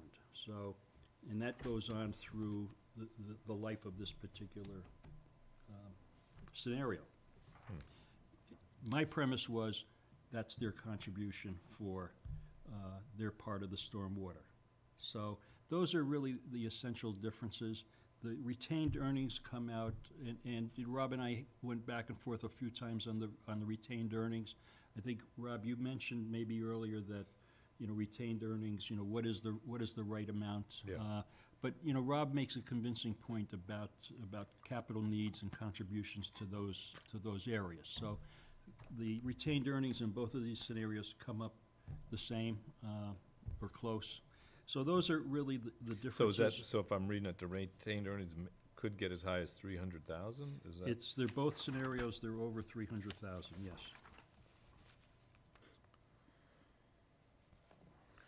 So that's the difference. I mean, again, it's, this is not, I don't know, it's not science. So if we, right, so just like, so let's talk a little bit about the commercial impact. Yeah. Because I think we might, so are those the folks that are really gonna be paying substantially more? Or what do you think, someone with like a parking lot, how's this gonna hit them? Well, we'd have to look at, we'd have to come up with an example of, All right. I mean, I think, one of the challenges here is, we don't, the marketplace doesn't price, this kind of environmental impact. Right. So it's expecting us to do that. The reason why I put a little bit more burden on the commercial sector is because I think we don't, we have a single tax rate. We don't put a lot of burden on our commercial properties. So in my mind, that kind of justifies a little bit of tweaking in that regard. That's my thinking. Could I ask a question with respect to the commercial properties? Sure. Let's talk about specifically the downtown area, where a lot of them do not have their own parking lots. They have shared parking lots, and a lot of them use the municipal parking lot. So how are they figured into paying back something where most of the, Sunnyside, Lunkers? Okay. I think Rob has an answer. Yeah, the billing would be to the property owner for stormwater fees. So it may flow down to the individual proprietor of the business from the property owner by raising the rate or something like that. But since they don't have a lot of impervious area, since they are using the public parking, their fee will be very small. Based on the footprint of the property. Yeah, or the Not impervious, the parking. yeah, yeah. I just don't know if that's actually fair or not, but if that's the way we have to go figure it, then that's fine. So, Steve, this is. One other comment, if I may, Steve, in terms of the single rate, as we kicked this around in the committee, we were very aware, and multiple conversations with some of you, with Michael, with Beth Reynolds, how we're very dependent in this town on our tax base for the homeowners as opposed to a low business content, and we don't want to make that worse. And that was the general feeling of the committee, to not discourage other businesses from coming to town. Again, you folks have the purview, whether it's right to get a little bit more out of them. I leave that up to you. But the committee still felt that a single rate, and we voted again last night on that. We tossed around And your rate Steve's is model. 80 cents per 100 square feet, a minimum of $20 per quarter. Is that correct? Well, Again, Rob. And $20 a Plus quarter. $20 per quarter, okay. And 20, not plus, but $20 as a minimum fee, Oh, it's a minimum, so it isn't plus. Oh, okay. as a minimum. Per quarter. All right, and Steve's was, for the larger ones, was $1 per 100 square feet. Yes. Right. And 20, or just that's a minimum? That is just a square foot Steve, I see calculation. the tax exempt, you also have $1 per 100 square feet? Am I reading this right? That is correct, yep. And what's your rationale for that? I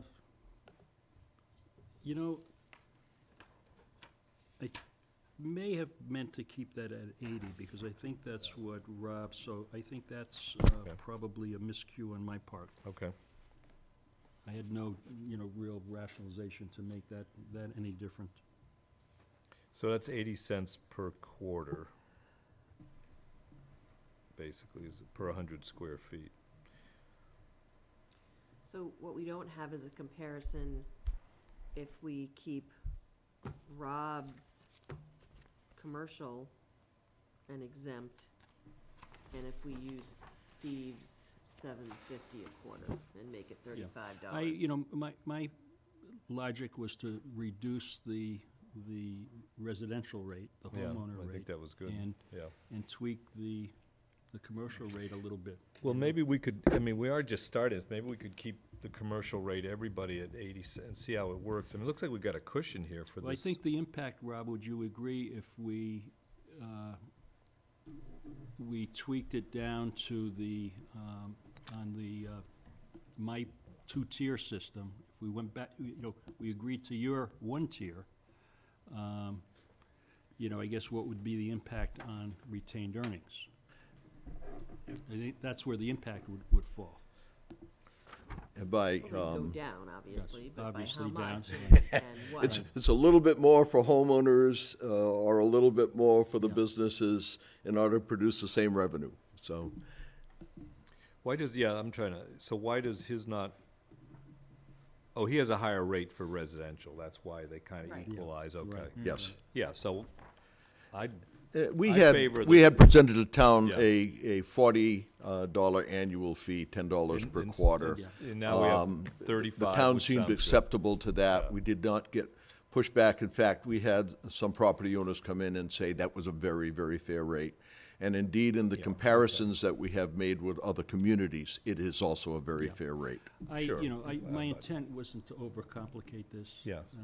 And Well, I thought that was a good change, I got But no I think problems it's with that, just, just part of, an analysis, that's all. Let's, Yeah, it wasn't overcomplicating. In fact, this has been a good, healthy process of give and take, touch base making on us look harder. the timeline. I think we're pretty much agreed that we should take action tonight in order to get things moving. Yes, that was one of, yes, you need Yeah, to take that was action the message tonight. from our Yes. workshop. So I'm thinking, I like Steve's reduction of 35, but I also like Rob's, everybody on the same commercial rate, especially as we're beginning. I think we're looking that we gonna have retained earnings and the ability to add to it if through some emergency we have to. So I would think we take the least of all the alternatives and go ahead on that basis. What was Other the difference? thoughts? What was the difference on the retained earnings with the 35 instead of the, It was Opposed. about $20,000 okay, between the two. between the two? But I think it would be, you know, I can't tell you what it would be now if Yep. we made these tweaks. Tweaks, You know, okay. so, The other thing, I guess I'm leery, I'd like to see some concrete examples, but yeah. we'll see. I'm almost inclined, rather than picking from column A and column B, I would suggest that, you know, maybe we do go along with the recommendation from the committee and use their scenario. I think it's that's gonna fine. be. But I liked your $35 Yeah, scenario. I know, but it's, you know, it's $5. Yeah, what are you guys thinking? And in terms of, I think we have to be cautious about characterizing folks' response to thinking, you know, how lovely it is to pay this. So I would just, So it's a little $35 caution about total that. yearly. not- What's that? It's $35 yes, that's right. a year. It's either Or $10 a 40, quarter or yeah, $9. or $7.50. $7.50, right? Yolanda, Joe, what are you guys thinking? 6 one, half dozen the other, to be honest with you. I mean, if it's, $35 is a lot cheaper than the 40. I know it's $5. Remember Rob's point about the commercial impact too, which I think. Yeah, I we mean, will be- I like the idea, you know, as Steve said, we have one tax rate for the commercial to, you know, because they have more, we're charging them more per square foot, you know. I don't think that, I like the idea of one tier for commercial. and So, exempt. are we, So if we're trying to make it simple, I would say we go with the stormwater recommendation, of the 40 a year and the 80 cents per 100 square foot. Yeah, and I go with halves in it. I go 35 and 80 cents per square foot. Well, I'd be concerned with the, Yeah, the retained earnings. 'cause retained it's- earnings it's- because It's I $23,000 think there's a difference it between grows. your nonprofit measurement and mine. So I think we need to, you know, we still don't, that's still an unknown. Well, I mean, in some of the initial conversations with Michael, for instance, and what some of the other towns had done, Micah had advised us to consider charging the government. Initially, the town of Ashland, when I say government, initially we weren't charging the town because it was like, it seemed to us like we were taking money out of one pocket and putting it in the other, in the same pair of pants. Well, that's a But- good concept. If retained earnings are low, if they're getting high, that means we're charging people we don't need to, and, you know, so. Yeah. So I would suggest, you know, that we move to recommend, right? Yeah. Okay. I move that we recommend to Public Works to go with the stormwater funding scenario with a $10 per quarter or $40 rate for personal property, the 80 cents for commercial and exempt parcels, and then free for those seniors who can test and are eligible for the 41C&a-half application. Is there Oh, commercial, I'm sorry, did I hear you? The 80 cents The 80 per. cents per 100. for everybody's for the same? commercial Any and further, is there a second for that? I mean, I'll second it for discussion. I still want to hold out for the 35, so I would vote for I'm that. leaning that way too, Rob. I just, you know, these are fees, they're not taxes, so people can't claim them, you know, and I know it's fact, Mhm. it's, Well, it's just, now it's we can't another fee, claim we're feeing anything, people to but- death. And I understand it's an, you know, it's an evil necessity that we have to have. Thank you, Mr. State, appreciate it. But at the same token, you know, anything that you can save on somebody it would be beneficial, I think. So you would support the I would $35 support the rate? 35 and 80. And as would I. My concern so. is looking at the retained earnings. But if it's only $22,000, that's why I asked, what would be the difference? Mhm. $22,000, it seems like a lot of money, but in capital projects, it's really not. Well, I don't know, I think considering some of the stuff that we How much need is to the do retained for- earnings? It's over $300,000. Yeah, Well, by the end of the fourth, fifth year. Right, and we always have, I mean, we could tweak it if we need to. I mean, Right. but that's what I'm saying, why not start low and see how it works out, and, you know, it's not actually that low, so we're not taxing the town and a public, you know, so, you know. And maybe some of the confusion is our fault in the sense that we let the non-specific budgeted items go into just coming out of retained earnings. What I should have done, what the committee should have done, was had a line item for the things which we couldn't budget exactly, but what we felt categorically would be expenses over the period, such as retrofitting of some of the town buildings, such as some of the remediation. With what the revenue allows you to work for too, you know, Yeah. so, I don't know. So, I think right now we're deadlocked. If you do, it's not gonna, it won't move, so. Well, I mean, I can provide some perspective maybe, and maybe offer a suggestion, although I don't think anybody's gonna like it. So, as Rob said, part of the first 2 years it's really gonna be an assessment of our stormwater infrastructure. There could be some surprises that we don't know about where a healthier retained earnings balance could come in handy for us. Is that an accurate? Yes, one of the things we said at the meeting is we'd like to hold the rate stable for 3 years. So to have that cushion as opposed to saying, oh, we underestimated, now we have to raise it, I think is a healthier way to proceed. So I would almost suggest that you start with the $40 per year, with the thought that if there are no surprises at the end of a couple years, then you reduce it down to the $35. I like that idea. I don't know. I suggest the other way around, like, why charge people if you're not sure you need the funds? Why not wait? Because then there could be an emergency where you need to then ask them for it. We usually have, we almost always have free cash, you know, I so. do remember Doug Small saying that they were gonna need equipment to get Yeah. this off the ground, and I understand that, and I get that. But I thought that was gonna be part of the capital budget that we were gonna be utilizing to help offset that. So if we were gonna offset that, we weren't gonna be taking a lot of that money out of the retained earnings. I want to, like, Explain that to me again. well, so, as part of our capital budget, we, have enterprise fund items as well that are basically paid for out of the enterprise fund. I will say if there's large infrastructure things or equipment that needs to be purchased, we would probably utilize debt and capitalize, it out over a period of years, the useful life, et cetera.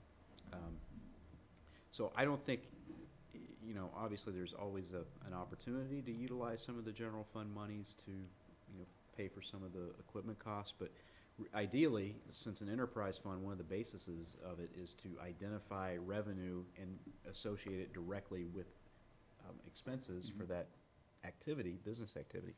You'd want to keep it in the enterprise fund. And then we're also, we are putting in a subsidy of $30,000 a year. I think that's Okay, so that would offset the 22. No, it's already built in. Well, it was there. built in. into the model It's already. it's already in both of these models. I just don't understand why Steve's not supporting his own motion. That's what I No, want it's to know. not that I'm, well, first of all, I didn't make the motion, but I could see value, I see value in both. I just, as Rob and I went back, we just, I felt compelled to explore a few other directions, that's all. I honestly could live with both. I do believe that we should maintain a healthy retained earnings. I think that's good business practice. I think there's going to be costs that we're going to see in the future, whether it's capital or whatever, as these regulations expand. So, I think it's important that we do make sure that we have a, foundation. So if we weren't doing this project, and the state didn't mandate this project, okay, and something happened in town, where would the money come? Where would it come from? it would have to come from the general fund. It would come from the general fund. It wouldn't come out of the water enterprise fund? No. You couldn't link it to the water enterprise fund? No, and couldn't link it to the sewer enterprise fund either. Well, I It's a didn't think separate the su- system, isn't it? It's a separate system, but Remember, some of these are federal guidelines, right? So, I'm just saying, if this project wasn't happening, okay, and stormwater discussion was gone, there was no such thing as stormwater projects or whatever, state or federal, and something came up in the town, we would have to get these through the general fund, right? To repair it, if need to be repaired, or go through some sort of bonding issues that needed to get corrected, if it was that big of a project, okay. So- Except that we're trying to be proactive. There are, there's the there's the federal guidelines, there's the permits that are telling us that we need to look at how we handle stormwater. I understand that. I'm just throwing out a scenario. If this wasn't a project that was mandated for us to have to do, and a development happened or came upon the town, where would the funds come from? It would come from the general fund. Okay, I get that. So if we went, I would like to modify your motion to try it for 1 year, 35, and if we have to, we increase it the second and third year to 40. I would support that. Just a thought. Yeah, I mean, you can change rates at any time. Anytime, Well, right, that's what I mean, understand. so let's start at 35. And if we have to raise it to 40, well, we did our best to try to keep it low. And it's probably gonna come back to bite us, but at the same token, it just, So if we think it's gonna come back to bite us, I said it may, I didn't say it will. There's a difference. Well, let me just clarify a little bit why I did throw the 35 in there, because part of my process was, we had a presentation from the Council on Aging, and the comment was made about being sensitive to the seniors. Now, so this is a way to, accommodate certainly, or be sensitive to the seniors, but it's a way to be sensitive to all homeowners as well, Right. so. And So therefore, let's, that's why you we support need it. to make a recommendation tonight, so Yes. let's, I modify my motion to, that's fine, I mean, Yes. I think we'll be sitting here in a year. I modify my motion that our tier 1 flat charge per parcel will be $7.50 a quarter or $35 a year, and everything else stays the same at the 80 cents. I believe I seconded the is that? I will second it. Second, okay. Okay. All those in favor, as Aye. restated, say aye. Aye. Opposed, none, all right. So tell Doug what rate to set. No. This is just a recommendation now, we can't say. Except 750 a quarter is $30 a year. I'm sorry, whatever it is, $35 a year. 35. $5 annually. I'm sorry, so we do need to 35 correct a that. year. We'll do No, the that's what I math. said. Yes, you did, $7.50 a but- quarter and $35 a year. Okay. Sorry. Oh, no, Right, right, it's $30 a year. that's right. So we but- just, So we, $35 annually. Annually, is what right. you- I think, Sorry we about probably that. should we correct, Modify the motion. modify the motion? I would just say 35. Just say $35 a year, We'll do the equivalent. but we're saying it's $7.50 a No, quarter. no, that's an error. It's $35 a year. Half is 15. Right. That's the old So school what math. is it, I mean, that makes even less sense. So it's $30, It's, is it the 35 or the 30?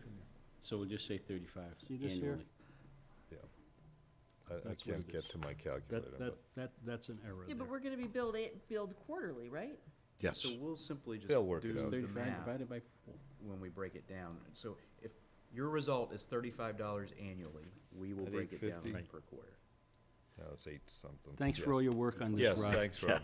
I'll generate up with- spreadsheets based on the motion so that Just you need to can restate see the motion result. Quickly, let's just call it $35 per year, Annually. correction. $35 annually, whatever Annual, the yes. quarterly Yep. comes up to.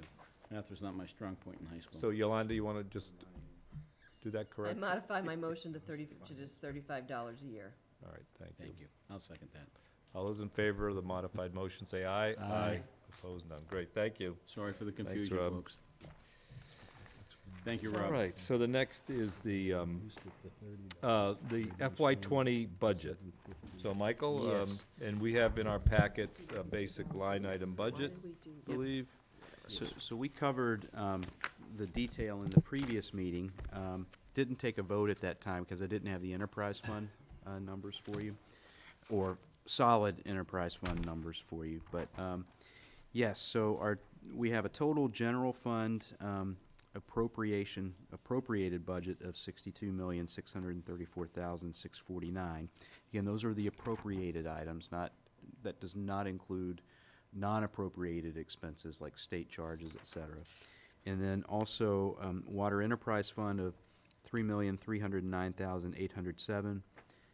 Sewer Enterprise Fund of $5,954,274.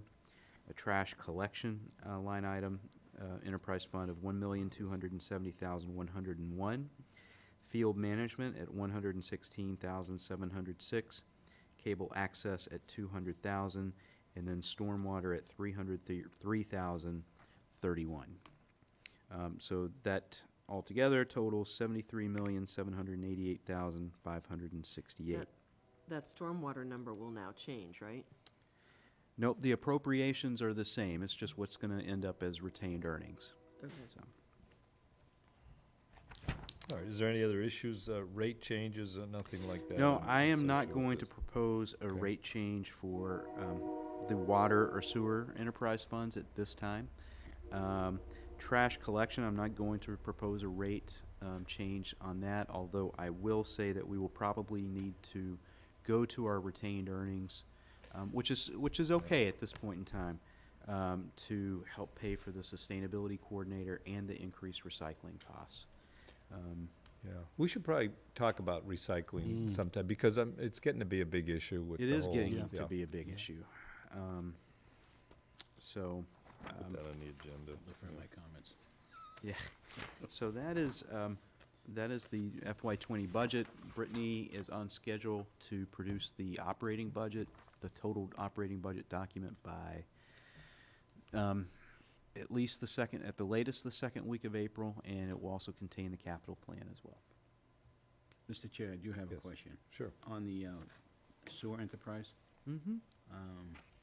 we're at a negative 0.92% of 55,455. What was that? It's actually going down, Right, no, so I know, yeah. yeah. So we had some debt fall off. Oh, okay, from a bond issue, or? Yes, from Okay. different Okay. bond issues. Okay. And you bring up a good point, because the Water Enterprise Fund goes up 14.62%, and I just told you I'm not asking for a rate change. And that is because we will be asking for a transfer of money from the water retained earnings to help pay for the water. It won't pay for all of the water project downtown, but some of it. What is that particular line, that figure right now, the water? Enterprise retained earn- Fund? Yeah, retained earnings account. Had to ask. Sorry. I believe it's over $1 million. I believe it's at 1.2.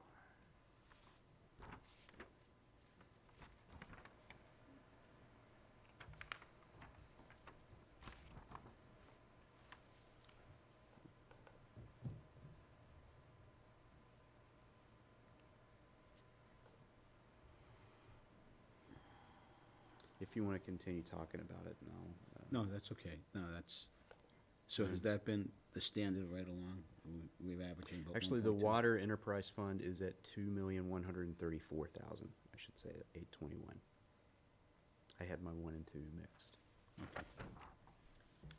Michael, just one question. Mhm. Group health insurance, are we confident that these are actuals? Do we have the rates yet for next year, or? We do have the rates. We're still doing the analysis on what that impact is to us Okay. for what our employees are currently on, the plans that they're currently on, Okay. but we feel confident with it. Okay. And a question, and not to get into it tonight, but field management. Any thoughts or concerns, how we continue to move forward with that particular It's fund? still an outstanding issue. We still need to have, I think, a discussion with the school committee on how we apportion expenses and how we look at expenses. I think probably the prevailing thought has been anything vertical, like bleachers, buildings, and everything should be maintained through the facilities revolving fund in the schools, and anything flat, horizontal, would come from the Fields Enterprise Fund. Obviously, the devil is in the details. Right. And where are we at with the So this is the field enterprise fund in regards to money that's been put in there to replace the fields long-term, No, correct? this is, Is that what this is? no, this is the money for operations, the annual funding for operations of field maintenance from the Field Enterprise Fund. If you're asking about what is What is the fund balance? what's the fund That's right. balance, it's 259,340. Ooh. 259, 340. Mm-hmm.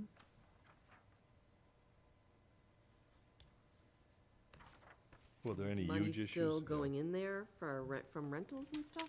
There is money that is still going in there, but not at the rate that We had was said. initially thought. I think, part of the analysis that wasn't necessarily done is that, so you have a certain level of field usage and you're expecting a certain level of revenue, and the thought was, okay, and then the field would be good for, let's just say, 20 years. And then everybody is, I think, correctly looking at, increasing the usage of the fields and thus the rentals. But the increased usage, while it will equate into an increased revenue, will also mean that that useful life goes from 20 years to 15 or 10. Well, the useful life that was given to us when they were installed was essentially 10 years. 10 So, years. yeah, so, I think to me, it seems like just the proliferation of turf fields throughout Metro West has played into, probably a lot of the lack of rentals. Yeah. And There was a tournament this weekend at the middle school. there was actually, it was up at the high school. They had a major soccer tournament going on up there, from teams all over New England. There were folks from New York that I ran into, and they were very, very nice, and they were cordial and everything, and they had this big soccer tournament going on. But one of the concerns that I had over this, with the rental fees and stuff, the ball was dropped 2 or 3 years ago. And this is before other towns were getting into the mix. And Ashland had a great reputation of providing fields, being very lucrative in how they were offering packages for the programs that were utilizing the middle school and then the high school. And for whatever reason, when people were trying to re-sign and negotiate for field use again, there was a lack of return phone calls to those groups. So they looked elsewhere. Right. And unfortunately, Yep. they haven't come back. And that's an issue because we were generating monies that would have supported this field. And as a result of somebody dropping the ball, it hurt the town. Yeah. It's hurt us big time. All right, so, sounds like an agenda item for the future. Well, it's being worked on. Okay. Well, I think those people are Yeah, those here people are anymore. no They're not longer here here. anymore. No, they're not here anymore. All right. Crazy. Fortunately. Anything else on the budget? No, but I just ask that you vote to endorse it, and we'll move it forward. I see this town manager line, it's just, I Some move questions that we about that? approve the budget summary as presented. I'll second. All those in favor of approving the budget, say aye. Aye. Opposed? None. Thank you. Budget passes. Do remember, like, I hadn't even started yet. It was 3 days before I Someone said started. no to the town. Yeah, somebody wanted to zero out the town Town, manager yeah. budget. Yes, Yeah. I remember that. Who Yeah. was that? It was And Arthur Shapiro. And you almost had, yes, he almost gained He Board almost. of Selectmen support on that one, I remember. What was But it? you almost gained It's a almost, soon-to-be assistant town manager support on that one, so. it's always amazing. I don't know, how long did we spend, I didn't time it, how long did we spend on the stormwater discussion? 10 Let's say minutes, half, maybe. no. Oh, no, God, longer. It might have been half an I was hour. trying It to was nice, you right? reversing your own position And that this, screwed it that's up. true. I didn't help it, I agree. But, Oh, we man. just passed or endorsed a $70 million Well, town budget. No in different than town 3 meeting. minutes, Right, but we did Well, talk about it last yes, week. there- We there's been a discussed lot it of I mean, last It's meeting. not I'm completely okay. new, and So, Yeah. this is probably our It was third not- discussion, and, there's yeah. not much discussion in regards to it. And now we're All on right. 20 minutes on a vendor's license for selling ice cream at town meeting. and we go through, Yes, I know. Somebody had Alright. to ask what happened if somebody did not have fingers, and how could they be fingerprinted? Cliff. All right, discussion on cultural council membership and expiration dates. So I think we have a list. So if I understand, there's currently 5 active members, right? So if I'm looking at, is it Rajashri and Dana who are no longer on it? I know Rajashri resigned, or is finished. She's looking for new stuff to do. Dana is who, so we're down to 5, correct? Is that correct? That's correct. Okay. Yeah. So, and we just reappointed Amy. So, they're currently, their formal membership is it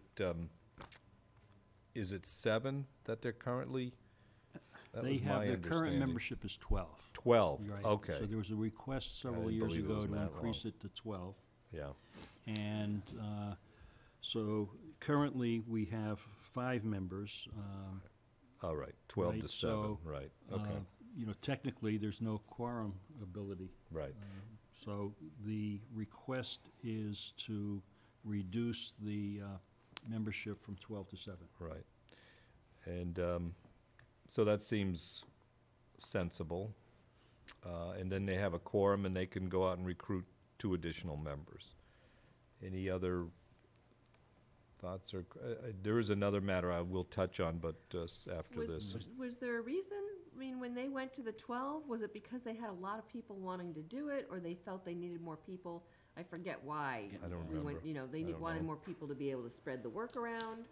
Yeah, I don't recall, Yeah, I even don't though either. I live with the person that made the recommendation, I don't remember at this Really, point. Steve? Come on. And I did talk to Lakshmi a few days ago, and she made this request from 12 to 7. So she's the chair of the committee. Mm-hmm. Okay.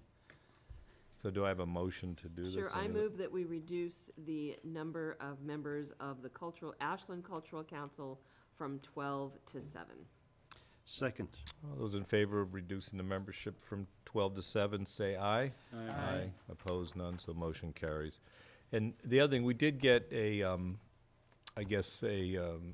someone concerned that there were no minutes posted by the Cultural Council, or it'd been a long time since they posted, or they're behind in their minutes. So Lakshmi told me she has posted the minutes now, and so I believe they're up to date. I don't know if anyone's checked.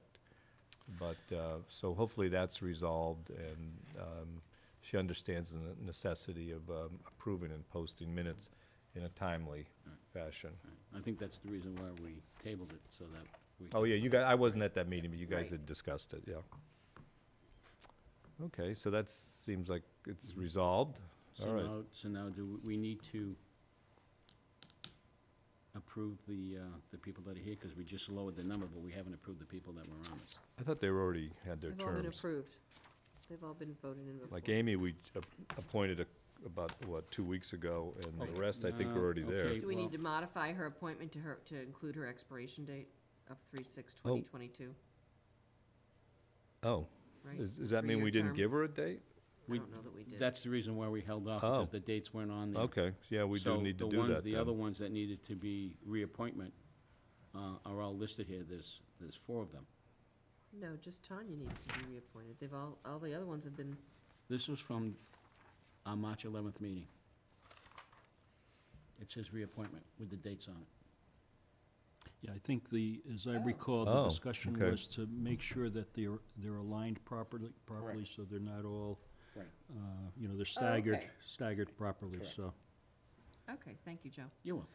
So, I move that we reappoint Tanya Yaskovich with an ending date of 4/6/2022, Visi Tilak with an expiration date of 4/15/2021, Constant Manal with a ending date of 11/6/2020, Lakshmi Krishnan with an expiration date of 9/2/2020, and Amy Caruso with an expiration date of 3/6/2022.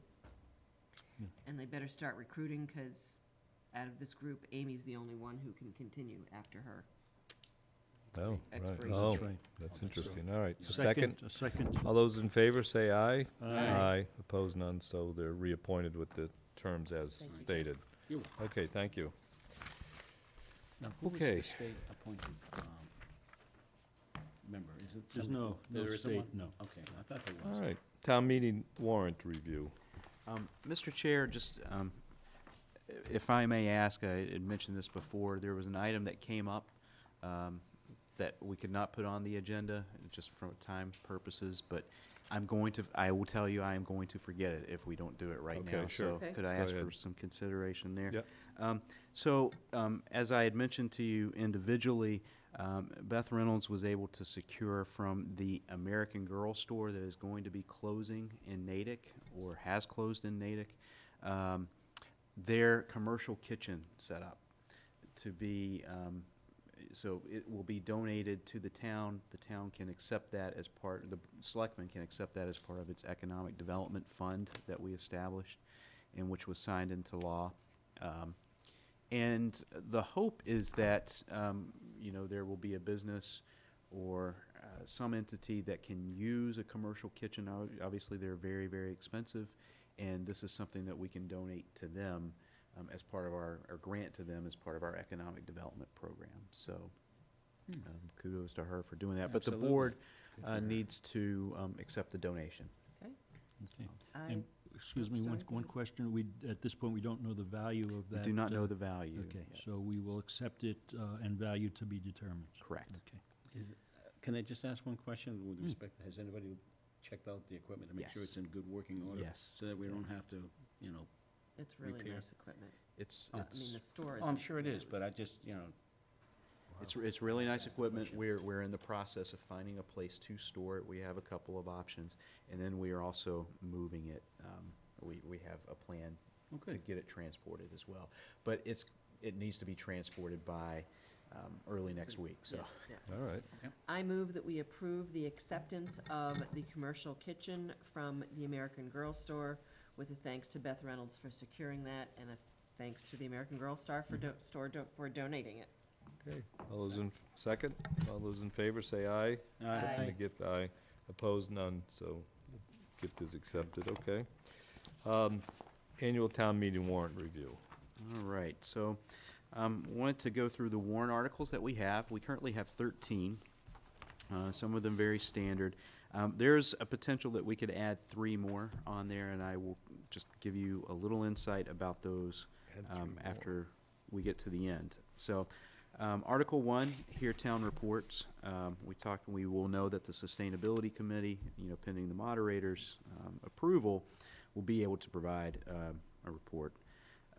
The next article, we have fiscal year 2019 budget adjustments for both the municipal budgets and then also the school department.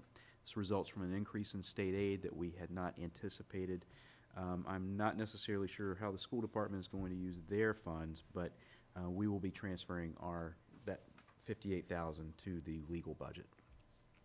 The next article is approval of the fiscal year 2020 budget. Article after that is the capital plan and the authorization of the capital plan. The next article will be a transfer to the OPEB trust.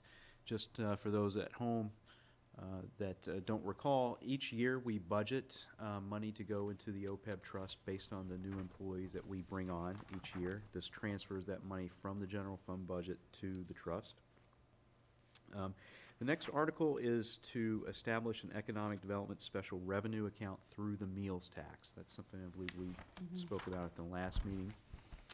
The next article is something that I haven't had an opportunity to talk to you about until tonight, and it has come up. So if you recall, EA Fish, as part of the Robert Hill Way development, paid the town over $500,000 for that land. That money is sitting in the general fund right now. I think, based on some of the conversations that we've had a while ago and everything, the thought was that money would go towards the Affordable Housing Trust. And so this money, you actually need to do an appropriation.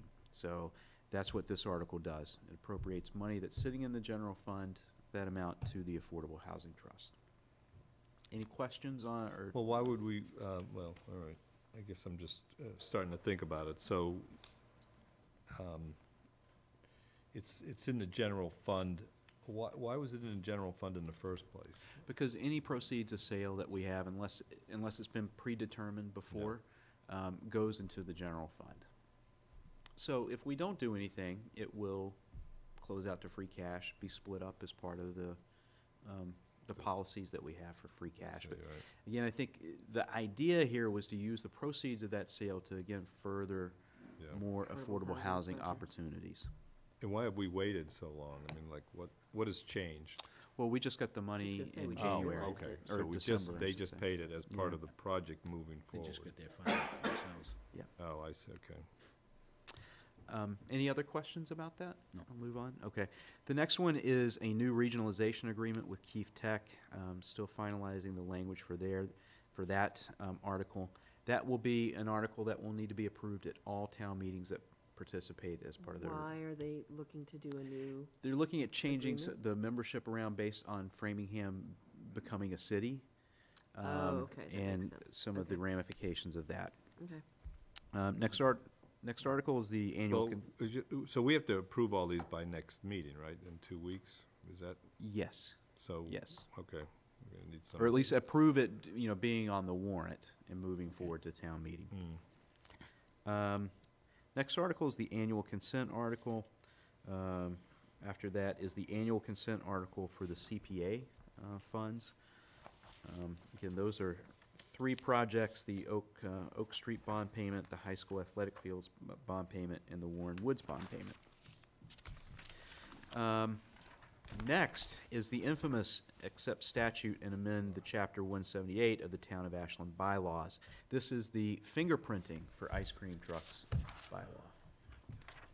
So everybody with fingers attached should be there and ready to make a comment. I'm looking at Cliff in the So audience. are we gonna make sure that we have a much better way of describing this to the citizens that are sitting there who will not maybe have read this or understand it completely? Are you asking if we'll be Yes. better prepared? Yes. I mean, I think we all thought this was gonna be very straightforward, and it wound up not being that. Yeah, and I've certainly been around long enough to know that those are the ones that always trip you up. We should have some of the questions that were raised. We've gotten answers on Okay. those. Can't say that there's going to be other questions that are going to be raised that we will not know about. Can I just ask the obvious question? Yeah. Why doesn't it just say, anybody that's gonna be selling ice cream in town through a concession stand has to be Cory? They get fingerprinted. We didn't have to go through all of this. I don't know, but it's also peddlers. Remember, peddlers came up at the last. Well, again, You know? anybody that has to get a certain license that's gonna be meeting with public or whatever, it's automatic Cory. Well, Corey's not fingerprinting, though, Oh, is he? most certainly, oh. No, oh, it's no. not. Hello? You can do a Cory You- without getting well, you know what? fingerprinted. Well, You can. yeah, well, I'm sure you can, but If you volunteer in the public That's right. schools here in Ashland, you I've do done a it Cory dozens of without times. getting fingerprinted. I think the well, you easiest have to get easiest now you do. clarification I is just had it this done. was recommended by town council as being something that we have to do. Okay. Yeah. Yeah. So, Okay. the next is the transfer of the 1 acre envelope at Warren Woods that's currently under the care, custody, and control of the Board of Selectmen to the Conservation Commission. Is there some we don't have language on these yet, or? We're working, yeah. Okay. The next is the creation of Health Reimbursement Account Trust. So just as some background, when we moved to the GIC, as part of that statute, you have to set aside a certain amount of money for a health reimbursement account for employees, for the I savings. thought it was for a certain amount of time only. It is for a certain amount of time. It was for 3 years. Okay. But there's a balance remaining in that. And so we had looked at, working with the PEC, which is the group made up of representatives from each union who help, determine what to do. We looked at just distributing it evenly. There were a couple of other things that we looked into, but we did get guidance from DOR that what we have to do is we actually have to create a trust to do some of the things that have Really? been talked about. Wow. So we have to do bureaucracy to be able to give the money out still, basically. That is government at its best, Your Honor. Another committee. Well, will it go Well, away another once it's committee. paid Is there- out, or? Is there another committee related that is required? I'm sorry? Joe's No, saying that no, another committee no. will have to be. No, Joe just wants another committee to be on. No, I don't. I have So no, just thank so, you. so at our next meeting, we'll get a full warrant to vote on? Is that basically Yes. your intention? And you have some others you want to talk about? Yeah, I do want to talk about a couple of others. So one that came up today was the illicit discharge detection elimination program as part of the stormwater bylaw. So this would authorize I'll try to simplify it, would authorize the DPW to go onto property to basically disconnect illegal connections to our stormwater system. Can you repeat that again? Illicit discharge. Detection elimination, IDDE. We are also looking for authorization from town meeting. So if you recall, water and sewer charges that do not go, or that go unpaid, move over and become liens on the property, or they go to the property taxes. If they're not paid through the property taxes, then they do go to a lien.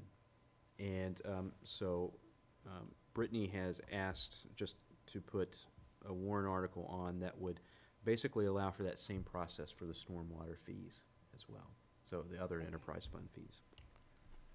And then finally, I don't know, I might wait and recommend this one for the fall, but I think as we've talked about the budget, one of the things that has emerged as an issue that we need to keep an eye on is spikes in pension assessments and our OPEB liability.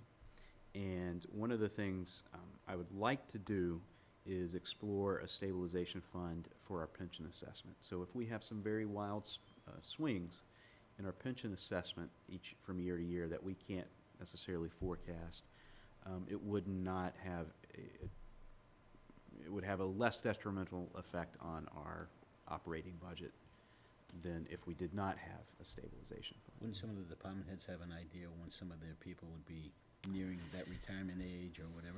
with Yeah, respect to- the problem is as part of, and I'm a big fan of regionalization, but as part of a regional pension system, especially one as large as the Middlesex retirement system, that has a mandate to get to be fully funded by 2038, I think is the mandate. It's just really hard to tell what our assessment's going to be from year to year, just Okay. because it gets mixed in Right. with everybody else. How much money are you talking about funding? Excuse me. Initially, I think if our pension assessment comes in lower than what we had budgeted for, and that's not going to be very much, I would say like $50,000, we would probably, I would look at transferring that money into the pension stabilization fund. How is this different than the OPEB liability that we're funding? So pension is, your retirement benefits, right? Okay. OPEB is other post-employment benefits, Okay. specifically health insurance. Okay. So it's And are just. we having an issue with our pensions, that they're coming in that wildly, that we need to be thinking about it like this? A couple of years ago, we did have an increase that was substantial. And fortunately, we were in good economic times and it really didn't, pinch us too much, but it did catch everybody's attention. I want to say it went up like 10% maybe. And how does something like that, how does that happen? Like, Yeah. what's going on? Are people retiring, or the fund has an issue, or? So, I'm trying to think about how much detail I could get in here. So pensions are funded through basically the employee contribution, the rate of return that you receive on investments, and a municipal contribution. So 3 parts. When one of those does not meet expectations, specifically investment earnings, and your assumed rate of return is not as high as you had expected it, then you have to look at other ways to Fund it. Pension fund that. managers, yeah. So it's That's like a interesting. regional thing. So the employee is putting money in. Mm-hmm. We as an employer are putting money in, the match or whatever you want to call it.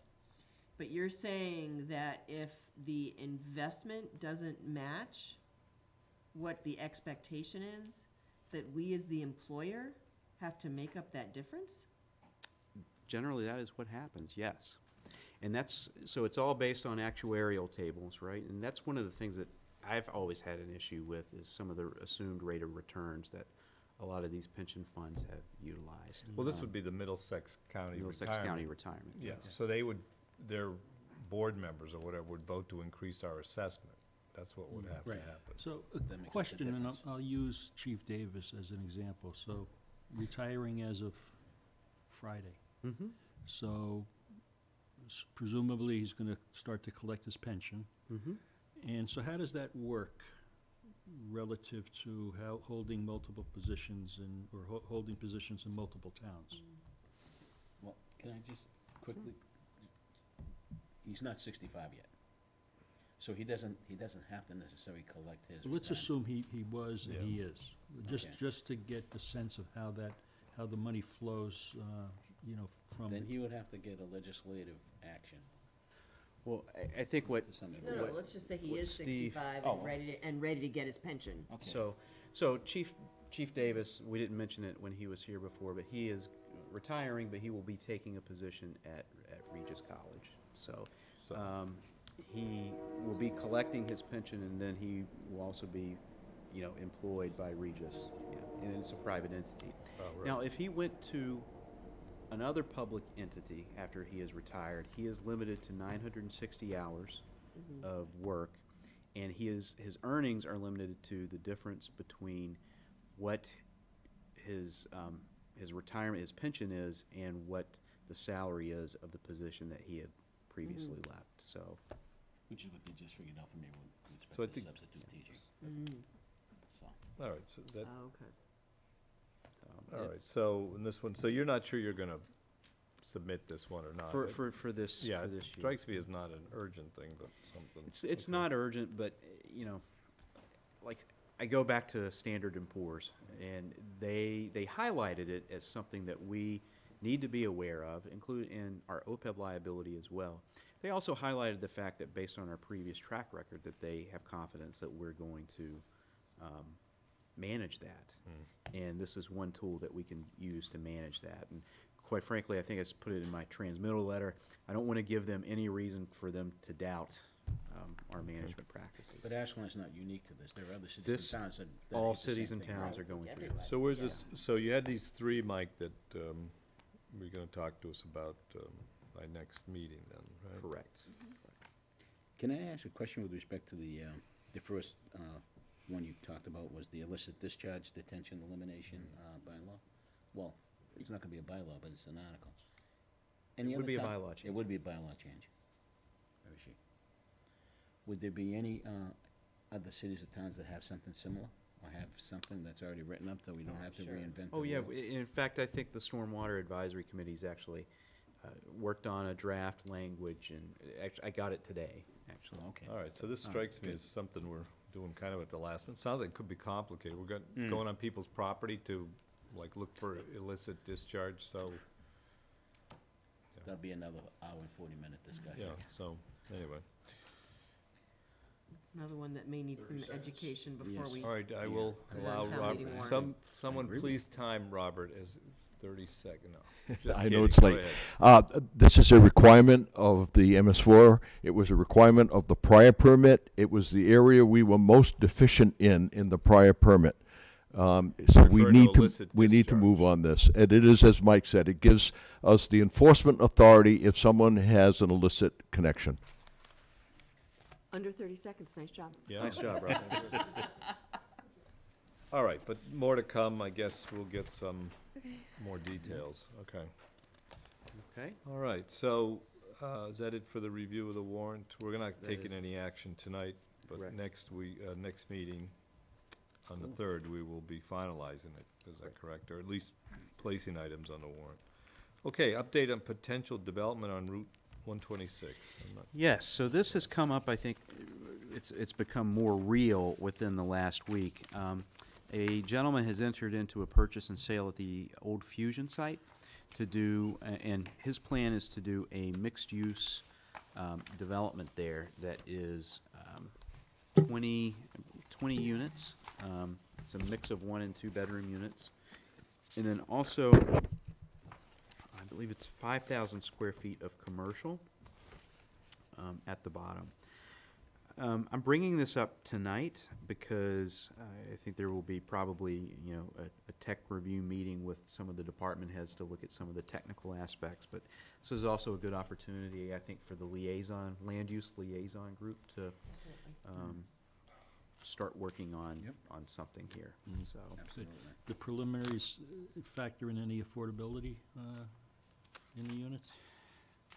Yolanda, do you remember? We had a conversation about this at the Pond Street I Working don't know that Group. was a commitment, but I think it's something that we can go back to the developer about. Well, I would hope so. That would be nice.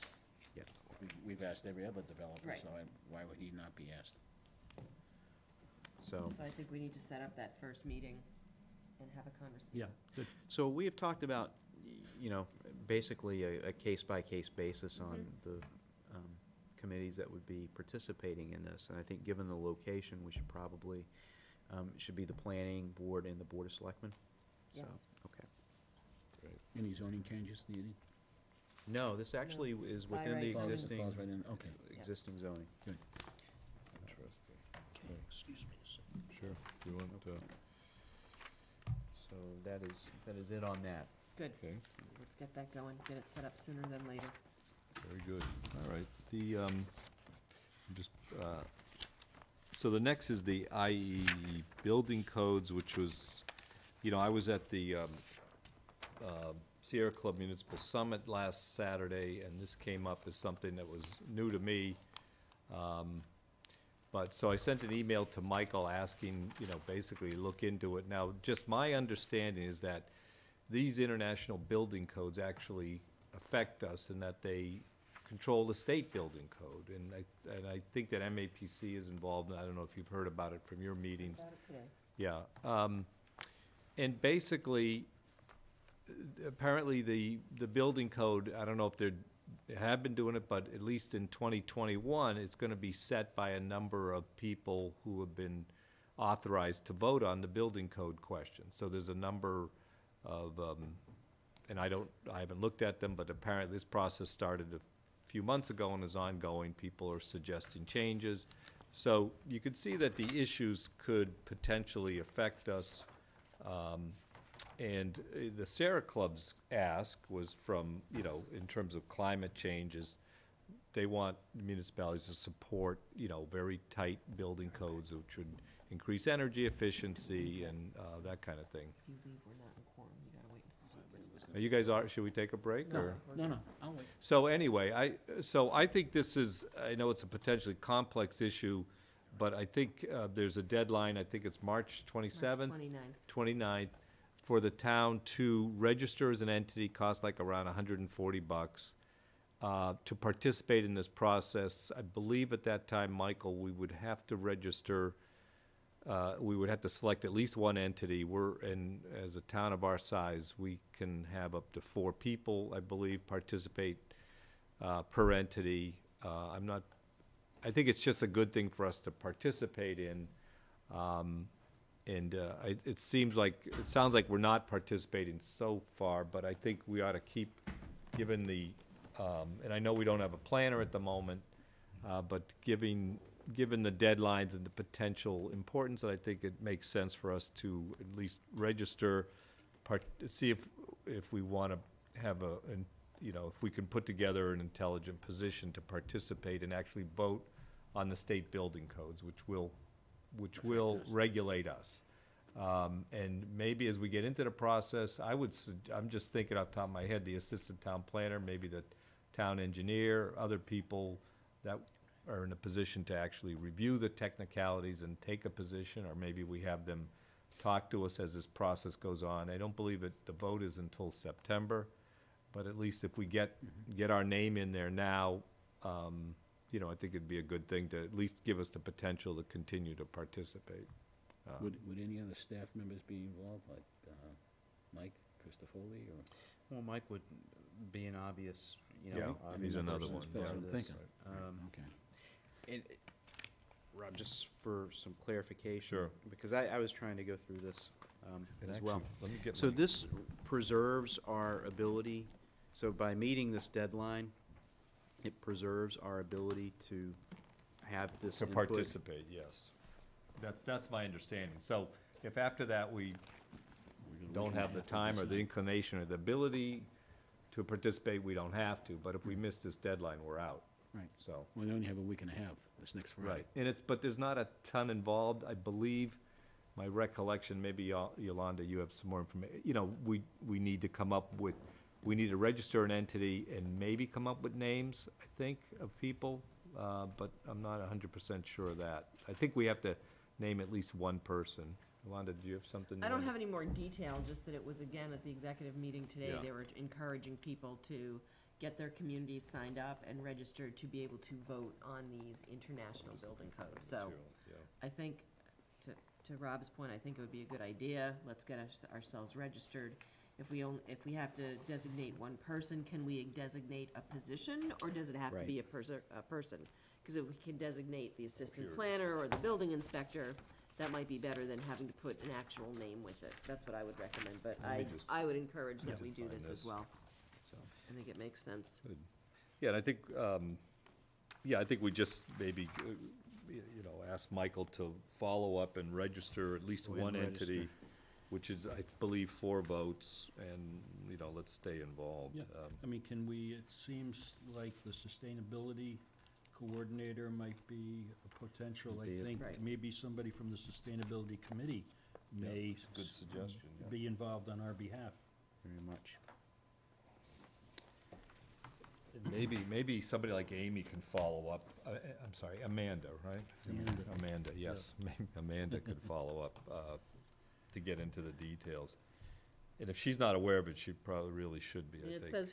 says who the possible people are that can vote, right? Yeah.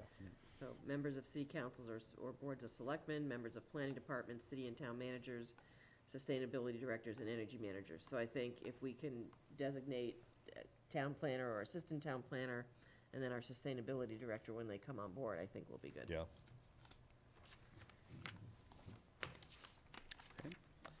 Do we need a motion for that, or we're pretty? Yeah, I think it would be good to have it on the Yeah. record. So Joe's not here, but. That's okay. I move that we approve and join the IEE in regards to supporting the change of building codes. Second? All those in favor, say aye. Aye. Opposed, none. Well, thanks Okay. for bringing this before Yeah, the thanks for board. bringing it. Yeah. Thanks, okay, thank you. All right, so as we just determined, Joe Magnani's our Joe will new, be doing it. he's so- our new rep on the IECC. You have to go to Paris, Joe. That's tough, somebody's gotta do it. Someone has to do it. All right, I'll send hellos to you all the time. all right, volunteer breakfast recap. Which was, anybody want to talk about, I mean, I thought, as usual, it was a very good event. I really liked the part, and, we thanked the volunteers. We managed to have a breakfast there, so that's good. But, the best part was going around the room and hearing from everybody, and so I thought it was a very good event. Other Yeah. folks? I like that we expanded to some of the groups. Yeah. Mhm. Not necessarily just boards and committees that we Yeah. appoint, but people who really do a lot to make Ashland Yeah. what Ashland is. Yeah, So that's that was good. nice. Good. Yeah, and I think it's a good tradition to go around the room and have everybody speak about their particular committee or their particular passion. So I think that was. Yeah, you always was a good learn thing. something new. Absolutely, yeah, Yeah. yeah, Well, it helps the new people who are just starting to Yeah. volunteer get to know everybody Right. else. yeah, it was It good. was fun. It was a Yeah. lot of fun. All right. And, Lot of new you know, faces. as we mentioned to John earlier, when, from TJ's, he He certainly jumped in. really He, took care of us. Yes, he he did. said he had everybody He in his did. kitchen That was going good. crazy. All right, so, next one is the Eversource transmission line update. So, Michael, is there any update? I spoke with Attorney Winter earlier, and no, we don't have any update right now. Okay. So I will, the thing I do want to say about this is I think this is, We have discussed it a bit, but of course, have been very limited by the fact we've talked about an executive session. And I think that this is, an important, it's the longest construction project in Ashland history. It's been termed in terms of years and length, and will impact a lot of people. And I think it merits broader public discussion. I think we've, and it's not necessarily intentionally, but we've kind of boxed ourselves into discussion by this executive session. And so. Well, I don't want to be rude and I don't want to be disrespectful here, but. Well, those are always when someone says that. But I think you need to be respectful of that process here. This is, not the agenda item discussion. I don't think it's the right discussion to have now. Right. If you want to bring it up in our next executive session, by all means, but I think at this point, I think I think the communication to the community is that we are actively engaged in the process of providing the best outcome for the community. Right now, it's an executive session. It was declared appropriately to be an executive session, and I think that's where it remains until we, as a body, discuss it in executive session and agree to come out of it. Right. So I note your I guess point, but I don't agree. I think it's quite acceptable for us to discuss it, and I think that you've just made a case that it should. I'm not sure that we should take it out of executive session. That's where I was heading as well. I think it merits broad public discussion, that whatever dubious value we're getting from continuing to not talk about it is far outweighed by the fact that we should be going public in our positions and what we've been wrestling with this and the decisions we're making. We are public officials. I believe we gain strength from being transparent and discussing things with the public, and we don't get weak from that. Well, to suggest that we're not willing to be open and transparent is just, that's not the well, I don't think I was issue suggesting here. that. Well, that's not the issue here. I think, there are legal valid reasons for going into executive session, and it was determined by your own declaration that these issues were appropriate for executive session. Now, I'll just finish that, by you continuing to pursue this, I believe that you're jeopardizing the public health and safety of the community. And I think that's really where our efforts are being served by working through this process. And at the appropriate time, it will come out of executive session. I mean, we do this, many situations we have require that we go into that particular process. I just think it sets a bad precedent for what you're advocating for what I sense you're advocating for. Well, I'm advocating for a number of things. One is I think we should have a broad public discussion. We should have a forum on this to get people's feedback and to actually, and we should come out of the executive session restrictions as soon as possible. I'd be happy to call a meeting if people think that we could have, I guess, I think you're suggesting that we need to have an executive session, discuss executive session, but No. I'll be fine. All right, then how do we get out of executive session restrictions? What I'm suggesting is that any conversation that we have relative to exiting executive session needs to be done in executive session. Now, I will tell you, I agree completely with what you said about having a forum. By all means, schedule one. All right, so that's what. But as far as at this point in time, we are still engaged in negotiations, and they need to remain in executive session, regardless of, how the community may feel. This is again, a valid legal negotiation process, and we need to be able to maintain that. So I would suggest hold a forum. We speak to whatever we're able to speak about, and then You know, I don't disagree with you coming out of executive session as quickly as possible, but I can't speculate when that will be.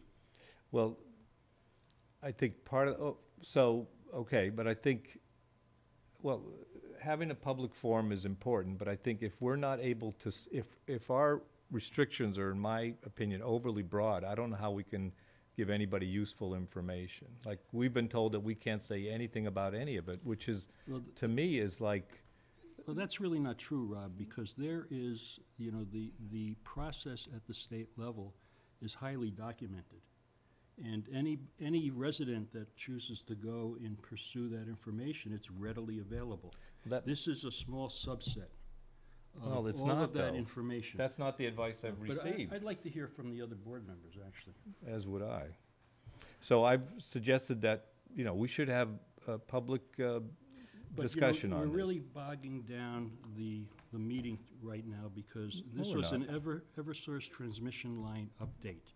There was no update. I think we need to move on. Well, you're interpreting the subject matter that way. I'm interpreting this is the Eversource transmission line update issue, and that we need to discuss how we're handling it. Well, And if everybody's happy with how we're discussing it, but I'm at least bringing it up in a public meeting, that I think we should be going very public with our decisions and our discussions on this, and that we should be getting the residents we should be informing them of what we're doing and getting their feedback from this, because that's an important part of this process, which we've neglected. We've boxed ourselves in. That's your opinion. That's right. I think this is a board decision, so. Well, I'm not arguing with Let's hear from that. the rest of the board. Sure. and, Well, I'm the and move chair, on. so I'll ask for comments, Very but good. go ahead, Yolanda, I'll Joe? let Joe go. Thanks. You're welcome. I don't disagree with what Steve and Rob is saying with respect to the transparency aspect of it, the information that needs to be provided to the public. You're right, we were boxed in. We were boxed in on a time restraint issue because we were made aware of something that needed to be addressed, and we addressed it when we were able to. Unfortunately, there was a timetable that needed to get done. And with respect to the mitigation that we're involved in, you know, the townspeople voted us in for one thing, well, for many things. One of them was to represent them and make sure that we were able to do what is right for the community as a whole, not as what's right for me or Yolanda or Steve or for you, Rob, but for the entire community. And if we can't do that, if some people don't think we have the ability to do that, maybe we shouldn't be sitting here. However, we are doing it. We've had 2 executive session meetings with people who have been doing the things that we requested them to do on behalf of the town, not on behalf of the board, on behalf of the town. There was a list of items that we were discussing. They're going to be presented. There is hearings that are currently going on right now, and we've been made abreast of, aware of what is going on. To take that and open up and explain to everybody what we're doing will be detrimental to the mitigating issues that we're trying to obtain for the town. Whether we get them or not is But one we have thing. listed them, We have listed them. and Eversource knows them. And Everybody knows them except the public. it's still negotiation. It's a negotiation. Now, negotiations go on not just once or twice, but they'll continue to go on. I mean, I was just going over the executive session quick note index. And, because when I was chair, these are the things, the rules that I followed. And it says any negotiation that are in executive session shouldn't be permitted to go public until all negotiations are completed. Right. Okay, so that's where Steve comes in, and that's what he's referring to. I know what you're saying, the public should be notified, and we should get their input. And we've also taken positions that have nothing to do with negotiations. We've taken certain positions and made certain decisions. It's not We like made we're decisions talking on about. behalf of the town, Yeah, I'm not saying, because okay, that's our job, right. That That's are our job. related to the negotiations. and they are related to negotiations. Only because very we would've- obliquely. Well, I'll It's like- disagree with you there. The whole idea is you don't give away your hand in negotiations, but this is not about that. This is an extremely broad restriction Well, that And that's the advice that I've been told. Well, I don't know. And I mean, Right? I mean, that's- you can have your opinion, and we can all have our opinions. I Okay. can say for the first time that I really don't agree with that opinion. And it's not that out of lack of respect or whatever, having negotiated many in items that we've had in executive session, we just never brought it up. If people have asked us individually, what's this thing with Eversource? What's going on? And you explain to them what's going on. And they'll give you their input, okay? But we can't do that. Well, prior to sitting down with the people that we retained, some people have come up and spoke to us about this individually. So to say that nobody knows what's going on is not totally accurate. Not That's totally correct, accurate. but So- we're not engaged in a public process to get input and to give people, like we do with everything else. We're not doing that in this case. Well, this is a unique situation. And that's So- why I started it that way, but I think So- it's changed. I mean, we personally did not do a public process, but Eversource had meetings. Eversource had the opportunity for the community to find out what was going on. At one of our meetings, we decided to become intervenor status. Right. We created that intervenor status, and then to be able to make that intervenor status productive, we had to go into executive session. So until we as a board Yes. determine in executive session that the negotiations are done and we are ready to vote and approve those executive session minutes and release them, we should not be discussing specific information that was discussed in executive session. And I understand that you don't feel that that's appropriate or that you want to release some of this information, Right. but if it's been discussed in executive session, until we as a board, that means No. all four of us have to decide Well, a and majority vote, vote, presumably. or a majority, Right. have to vote to release those minutes from executive session. I That understand. has not happened. That's right. And in my mind, until that happens, we cannot continue to discuss anything that was voted on or discussed in executive session. Right, that's the very point I'm bringing up. So I guess what I'm asking people, are we seeing that we're, In Are my we mind, seeing we're that not we're ready at that yet point? until we hear back from some of the things that have happened. and so then, I suggested that we have a broader public discussion. Do we see that that's something, like having a community meeting? Do you think that's something feasible, given those restrictions, or? Can I just ask Sure. a question here? I think it's important to point out that the public has had many opportunities to get on the record with their concerns to both the Board of Selectmen, Eversource, and also the Energy Facility Siting Board. And those are actually captured and reflected as part of the public Right. record on that docket website. So people have had an ability to express their concerns in over a period of time. I think my concern is, and I feel this is very, very important, that I think there were, some decisions are made in executive session, I'm going to talk hypothetically, that are not necessarily unanimous, right? And I'm concerned that a broader public discussion is meant to kind of subvert or work around the board's decision. And unfortunately, what I think will happen is that by doing that and going public in that arena, what is going to happen, it is going to impact the ability of the board to basically negotiate the best impact for the town, or the best outcome for the town. And it's very, very easy, I think, sometimes to get caught up in the urgency, and it's very easy to start, and I think this is a national issue, and I think it's filtered down to the local issue. It seems that rhetoric has now trumped, pardon my pun, results. And people want to talk extremes and not necessarily work towards a positive change. What is or all this positive based outcome. on, Michael? What are you talking about? Actually, before he answers, Motion to go past 10 o'clock. Second. All those in favor going past 10 o'clock, say aye. Aye. Aye. So I'm not interested in subverting or getting into aimless rhetoric, or, I'm not sure who you're referring to there. There's only 4 of us here, so,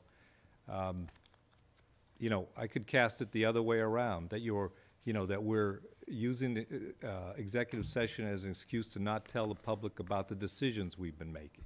So, you know, that works both ways. I'm not trying to subvert. I'm talking about transparency and informing the public about what we're doing.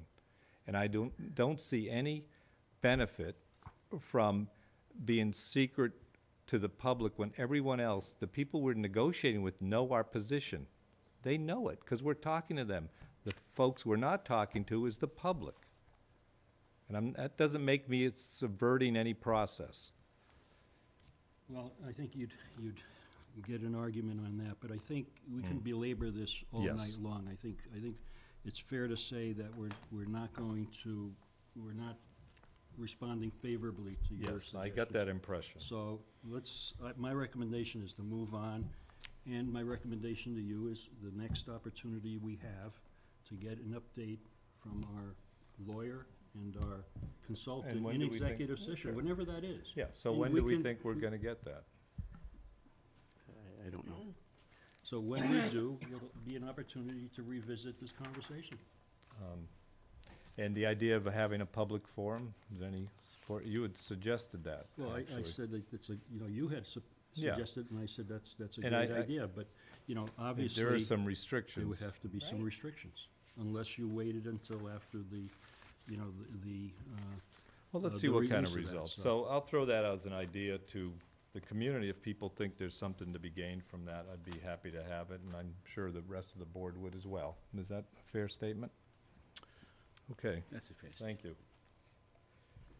All right, dementia-friendly kickoff update. Michael or Steve? Do you, Oh, would you like to? sure. So last Thursday, we had got to shift gears here. Last Thursday, we had a dementia-friendly kickoff event. So it's a program that we've been working on for a year. We had about 50 invited guests. It is the start of a program that includes a memory cafe. It includes a Purple Table restaurant reservation program. It includes a registry of those residents that are afflicted with Alzheimer's or dementia. So it's the very beginning stages of really educating the community about dementia, about the issues that many residents have, and also to create that awareness and sensitivity of our business community so that they know when somebody comes into a bank, somebody goes into a convenience store, and they appear to be disoriented, the staff know how to respond. So it's a great event. There'll be more and more action and activities as time goes on, so. All right, thanks. Sorry, I couldn't make it. It looked like Yeah, it was a great good. event. It was a good event, yeah. All right, town manager reports. Sure, so I think at the last meeting, you had asked for an update on the snow and ice budget, Yep. and provided that to you. We are now at $550,000, which is a $271,000 deficit, and mostly that's through contracted services. Just moving on to the next item of the agenda, the update on meeting with the MBTA. So, had a meeting with Dennis Giambetti from Senator Spilka's office, Representative Lewis, Paul Matthews, and several members of the MBTA, including Dave Perry, by the way, who is now working with them, to talk about this idea that the MBTA is moving forward with, which is a third track. And this third track is being proposed to start in Framingham and end at the 128 line somewhere. And we wanted to talk about its potential impacts to Ashland. We didn't really come up with anything except potentially improved service. So I want to be very, very careful. The T has asked me to be very, very careful to talk about the fact that this doesn't expand service, but it makes the current service much more efficient. So it was a good conversation, and I hope to hear more about the progress of that moving forward. We also had the opportunity to talk about a few things, but what I will focus on is the station, and I think all of us representing Ashland expressed our concerns and expressed, I think, our displeasure, I guess you could say, with the T and their maintenance of the station and lack of maintenance at the station. I think you had a conversation with, was it Eric Rowe, I believe? So I did bring up the fact that there was a conversation that happened, but nothing evolved from that. So I've been promised another meeting with Mr. Rowe to further that conversation. Who is Mr. Rowe? So I think he's the manager of revenue at the MBTA. Yeah, he's the director of revenue for the T. Oh. And it was interesting. We had a meeting in Senator Spilka's office. This is probably 2 years ago, Right. and there was representatives from Mass DOT,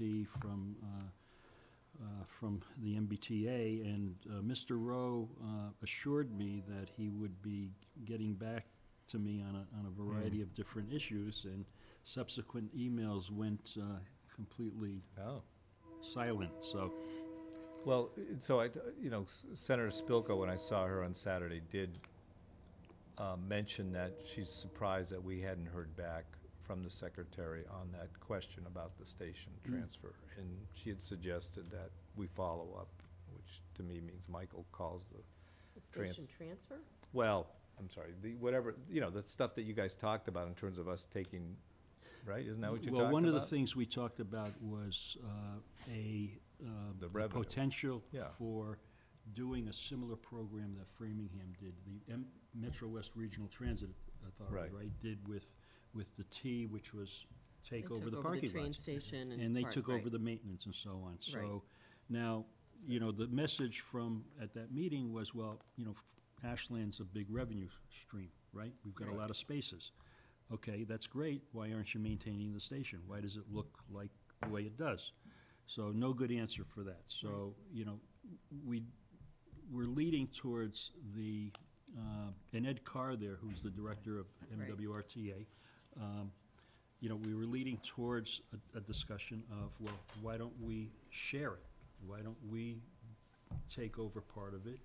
You maintain the part of it, and we make it work that way. But, it's Was there kind of a distinct proposal or ask as part of No, that? it was Okay. just the first conversation, and So Karen seemed to think there was some specific kind of response that we should have gotten. yes, which we never did get. Okay. And, at that meeting, Secretary Pollock was not at that meeting, and, I think the senator didn't want to go down that route initially. He wanted to see if we could work among staff and see if we could come to a, Right. Right. so that's kind of a long Well, story.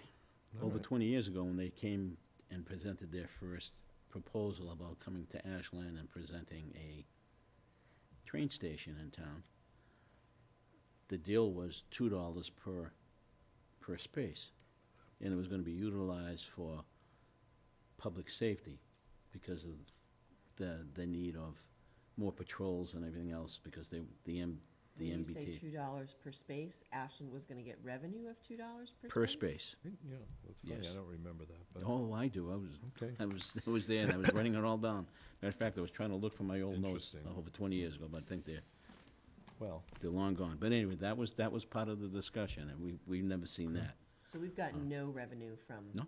the train station? so I just, not to sidetrack us too much, pun intended, but is there something that we should follow up with based on Karen's comment, in your opinion, Steve, or I think Michael's working on it, right? No, I had I a. just want to make sure he's clear on what we think, because I wasn't at that meeting, I'm not sure what we. Yes, so according to Trish, who was at the meeting, she heard us loud and clear, and she is going to set up that meeting with Mr. Rowe in the Okay. future. Oh, good. And that's to go back to the issue with. the- Right, so we'll circle back, All I guess, to 2 years ago. And that's slightly different than the stuff Mike's been talking about the third track and the Yes. other. Yeah, That's yeah, there's a lot of moving pieces happening with the MBTA as a whole. Right. So, So I guess it makes, Including the rates going up. yeah. right. Was there any discussion with respect to changing the energy source for the trains?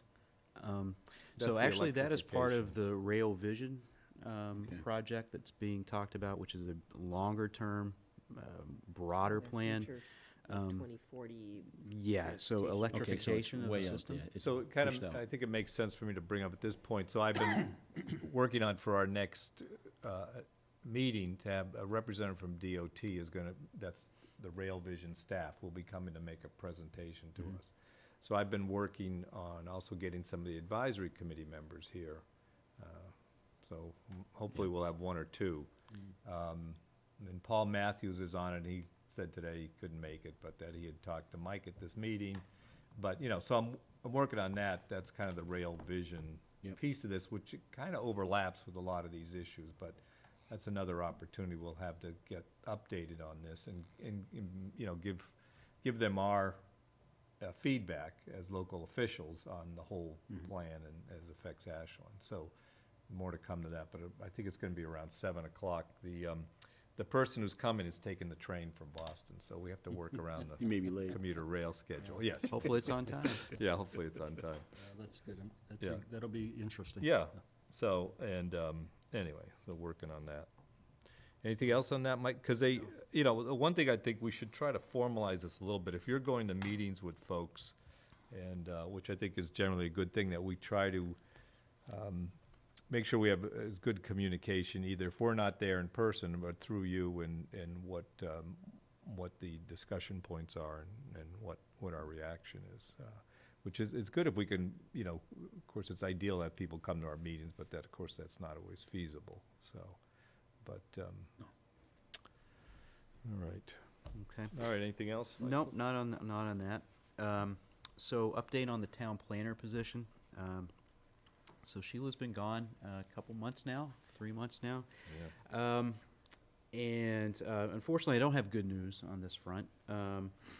After doing a pretty comprehensive search and interviewing candidates, I've made the decision to go back out to solicit more candidates coming in, and looking at a potentially different salary level. And we had a couple of good candidates, but the planning position is just so important and so critical, especially at this time. The person's got to be a right fit for a lot of different pieces. So I just wanted to With give some experience, I would hope. with some experience, yes. So I just wanted to give you an update on that. I have talked to Amanda, let her know that she's going to be going solo for a couple months. Right. So Okay. after she handled it well. Good.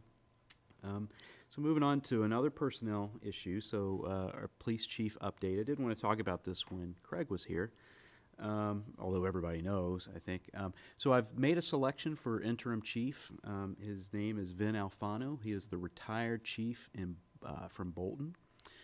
He retired in 2015 after serving there for almost 10 years. He will be starting on Saturday. I will be meeting with him on Friday to swear him in, effective midnight on Friday, and he's going to come in starting Saturday. So, really impressive guy, just great credentials, got a very interesting, and certainly has a good track record, and so we're excited to have him get started. It was a good choice. Next is just an update on the MWRA connection. So I'm working with Representative Lewis's office to get the legislation filed that's necessary to do this connection. And then also we've put together the OP10 application, which is the application to the MWRA. It's a very, very, very significant application process, so that is ready to go. And I also just... Why do we need to be doing that now? I thought we had done what we needed to. No, we just had the vote to vote from town meeting to basically go through this Okay. process.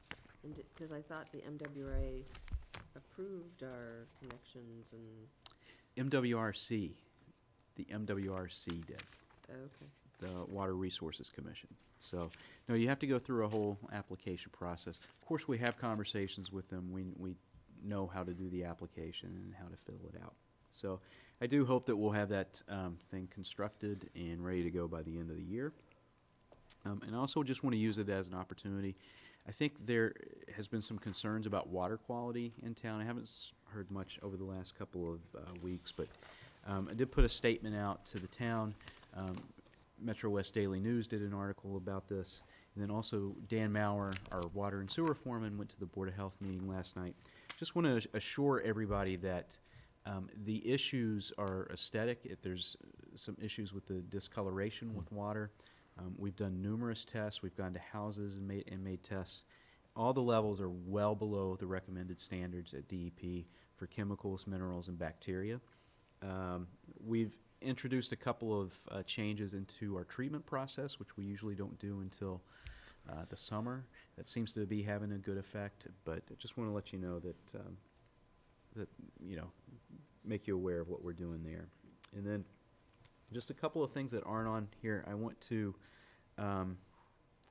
basically, I really want to give a shout out to our public safety personnel, our police and fire.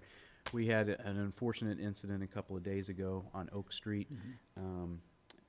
The responders just did an excellent job in some pretty trying situations, and I just wanted to publicly thank them for that. And then finally, I want to talk about a town event that's going to be coming up on May 19th, and it's called Showcase India, and we're working with the Indian community to really highlight different elements of 15 of the 30 states that make up the Indian country. And so that's going to be held at the high school.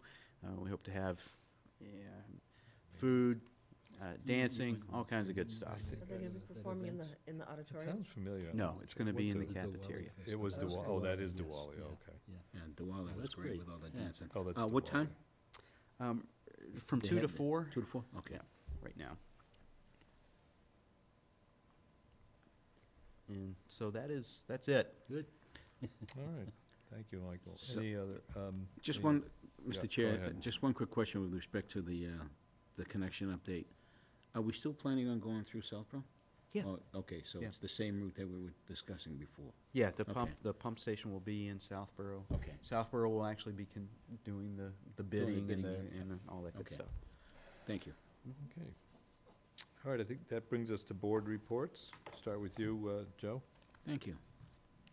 Thank you, Mr. Chair. I have a few things. At our last meeting, during one of the consent agenda items, I asked for it to be pulled, and it had to do with the Max Performance request to use the town for their annual triathlon. And we discussed some of the Yeah, safety yeah. issues and the fact that 85% of the race is in the town of Ashland, but yet they were donating monies to Hopkinton for their high school JV sporting events or helping with their programs. Well, I made a phone call to Tim Richmond, who was the organizer and the owner of Max Performance, and he called me back Monday, and it was a very nice conversation. He was really not aware that 85% of his race was in the town, and I said, well, Oh, great. I says it is. I said, but it was, but he was as much concerned as we were with respect to the cyclists who were racing, going 2 and 3 abreast on the roadway, and that was not a closed course. And he said that they always try to tell the participants to make sure that they say single file on the roadway because it is not a closed course. So he's going to re-emphasize it, send out more literature to make sure that all the participants will stay single file. And he was aware that there was a near miss this past last year, so he was aware of it. And I'm putting a call into Mr. Mancini, Lou Mancini, and I believe he's still the cross-country coach, because a lot of the folks that volunteer, and that's why they got the money. Some of the girls volunteer their time that belong to cross-country. So that's why they, from Hopkinton. So they're always looking for volunteers to help out at the staging area and along the routeway. So hopefully if Ashland can get a group of individuals to help with that. Reach out to Mr. Marks, the new athletic director. Oh, that's right, and I'll do both. Yeah. So that way, we're all covered. Yeah. So, and hopefully, if the kids decide to help out, they will get something in return. Right. So, that's the reason why they were getting the That's money. great. Well, Great. thanks, Joe. Thanks That's for You're great. welcome. following up. So do we need to approve that? Yes, we at do, our next because we held meeting? off, we have Okay. to prove it at the next meeting. We have time, it's into September Next anyway, so meeting. we're good with that. Agenda item, okay. Yep. I just want to say that I had a great time last Monday, breaking bread together. That was a lot of fun, watching the three participants making their specialized breads Baking bread. and breaking bread, Not right. Baking. And it was awesome. And the food was good. It was very good. Well, anytime I can eat is good.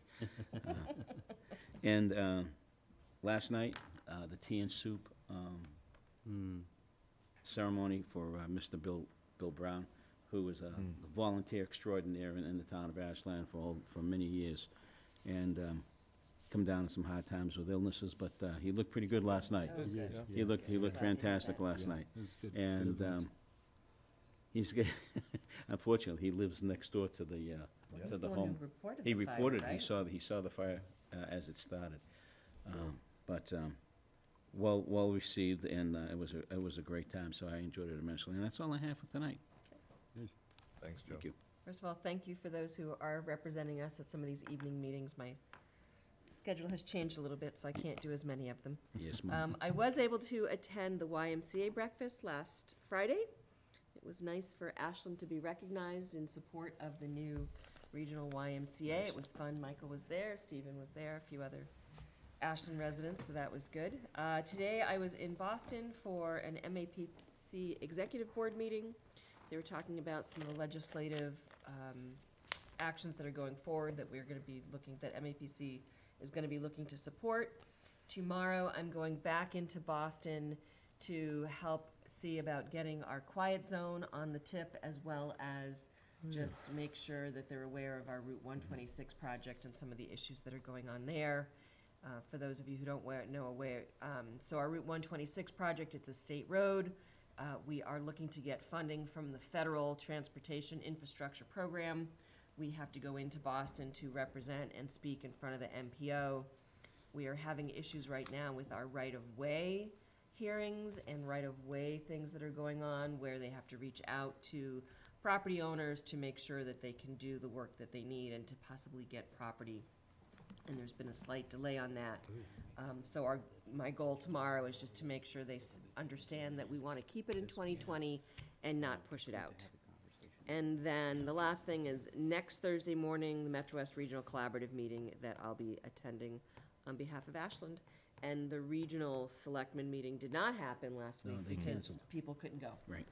So that's all I have. Good. Okay, Thank you. thanks. Steve? So just a few things.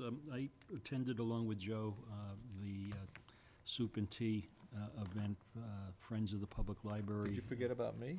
Did you? Oh, I'm sorry, you were there, that's right. I apologize. So Rob was there as well, Late night. apologize. Talk to me. But, Brandy yeah, was we there. did, we talked. Randy was there. But it was really a very nice event for a man that's Yeah. that's put a lot of time in on behalf of the community, and yeah, for many years, and really in the background, really kind of not out front like we're out front, but just in the backgrounds, working with the town clerk's office, certainly with the Friends for many years, and just. Yeah, so just he served on actually a very early water committee Yeah. that Yes. was, kind of the precursor to a lot of the sustainability stuff that we're, engaged in now. But, Bill walked the walk. So, thank you, Bill, for years of volunteerism and community service. He was a solid member of the Ashland Day Committee, too, for about 10 years. Yeah. Oh, very good. Yeah, I just, you know, we've left out a lot of things. Oh, yeah. so. Oh, yeah, Yeah. he's done a lot of Yeah. different Good. Just want to remind the community, the BAA grant applications are due at the end of the month. March 29th is the last day for grant applications, and then Rob and I will be reviewing them, and we'll have awards coming out sometime in April. So that, and then lastly, I just want to extend birthday wishes to one of our town elders, Gabe Mangurian, who just 94? turned 94 Wow. just the other day. So, you know, congratulations to Gabe. He still is a vital, Yeah, very good. vibrant individual, It's and amazing it was how great. active he Yeah, still is. yeah, he really is. So, Good for happy him. birthday, and that's it. All right.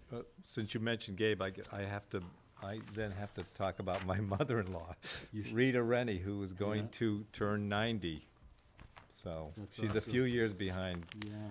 and that's But your gonna be a big- mother-in-law's pretty active, Yes, spry she is. woman. That's great. She's in great Yeah. shape. Yeah, that's terrific. Yeah, she beat me at bridge the other day. So, Well, happy birthday. yeah, happy birthday. Happy birthday, Thank you. Rita. So, I just wanted to, I attended the Sierra Club Summit for Municipal Officials on Saturday, and we've talked about a number of things.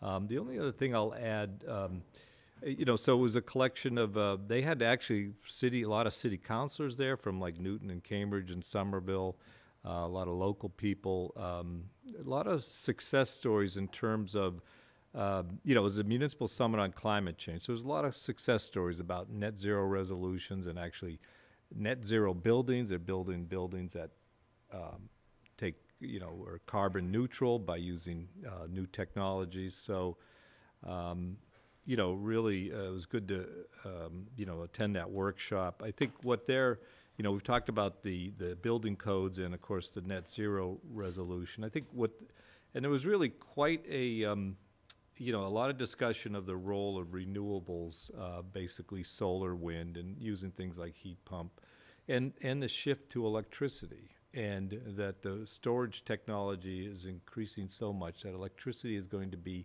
increasingly important for a variety of things, including heating, which we're used to not thinking of it as an efficient heater, but that's where we're going, and of course with cars. And so there was really a lot of criticism about gas pipelines, frankly, and gas infrastructure, and the fact that it's in a few years not going to be necessary. So, of course, so that was really, I think the big thing was and what we can do as municipal officials to continue and encourage that shift, again, because of, the dire news about climate change. And so I thought, again, the shift to these renewables and, in a whole variety of ways, electric vehicles, which we've done a ton of this stuff. It's just really, we need to continue. And, I think this net zero resolution is, a very good thing to keep pushing forward. So I went to that, and it was really good to hear from other municipalities about the things they're actually achieving and doing. So that was it. All right. Thank you. And with that, I will take a motion to adjourn. So moved. All those in favor, say aye. We need a Aye. second. Second, and then. Oh, yeah, sorry. Aye. All those in favor, aye. Aye. Opposed, none. Okay, thank you all. Good night. Good night. Good night.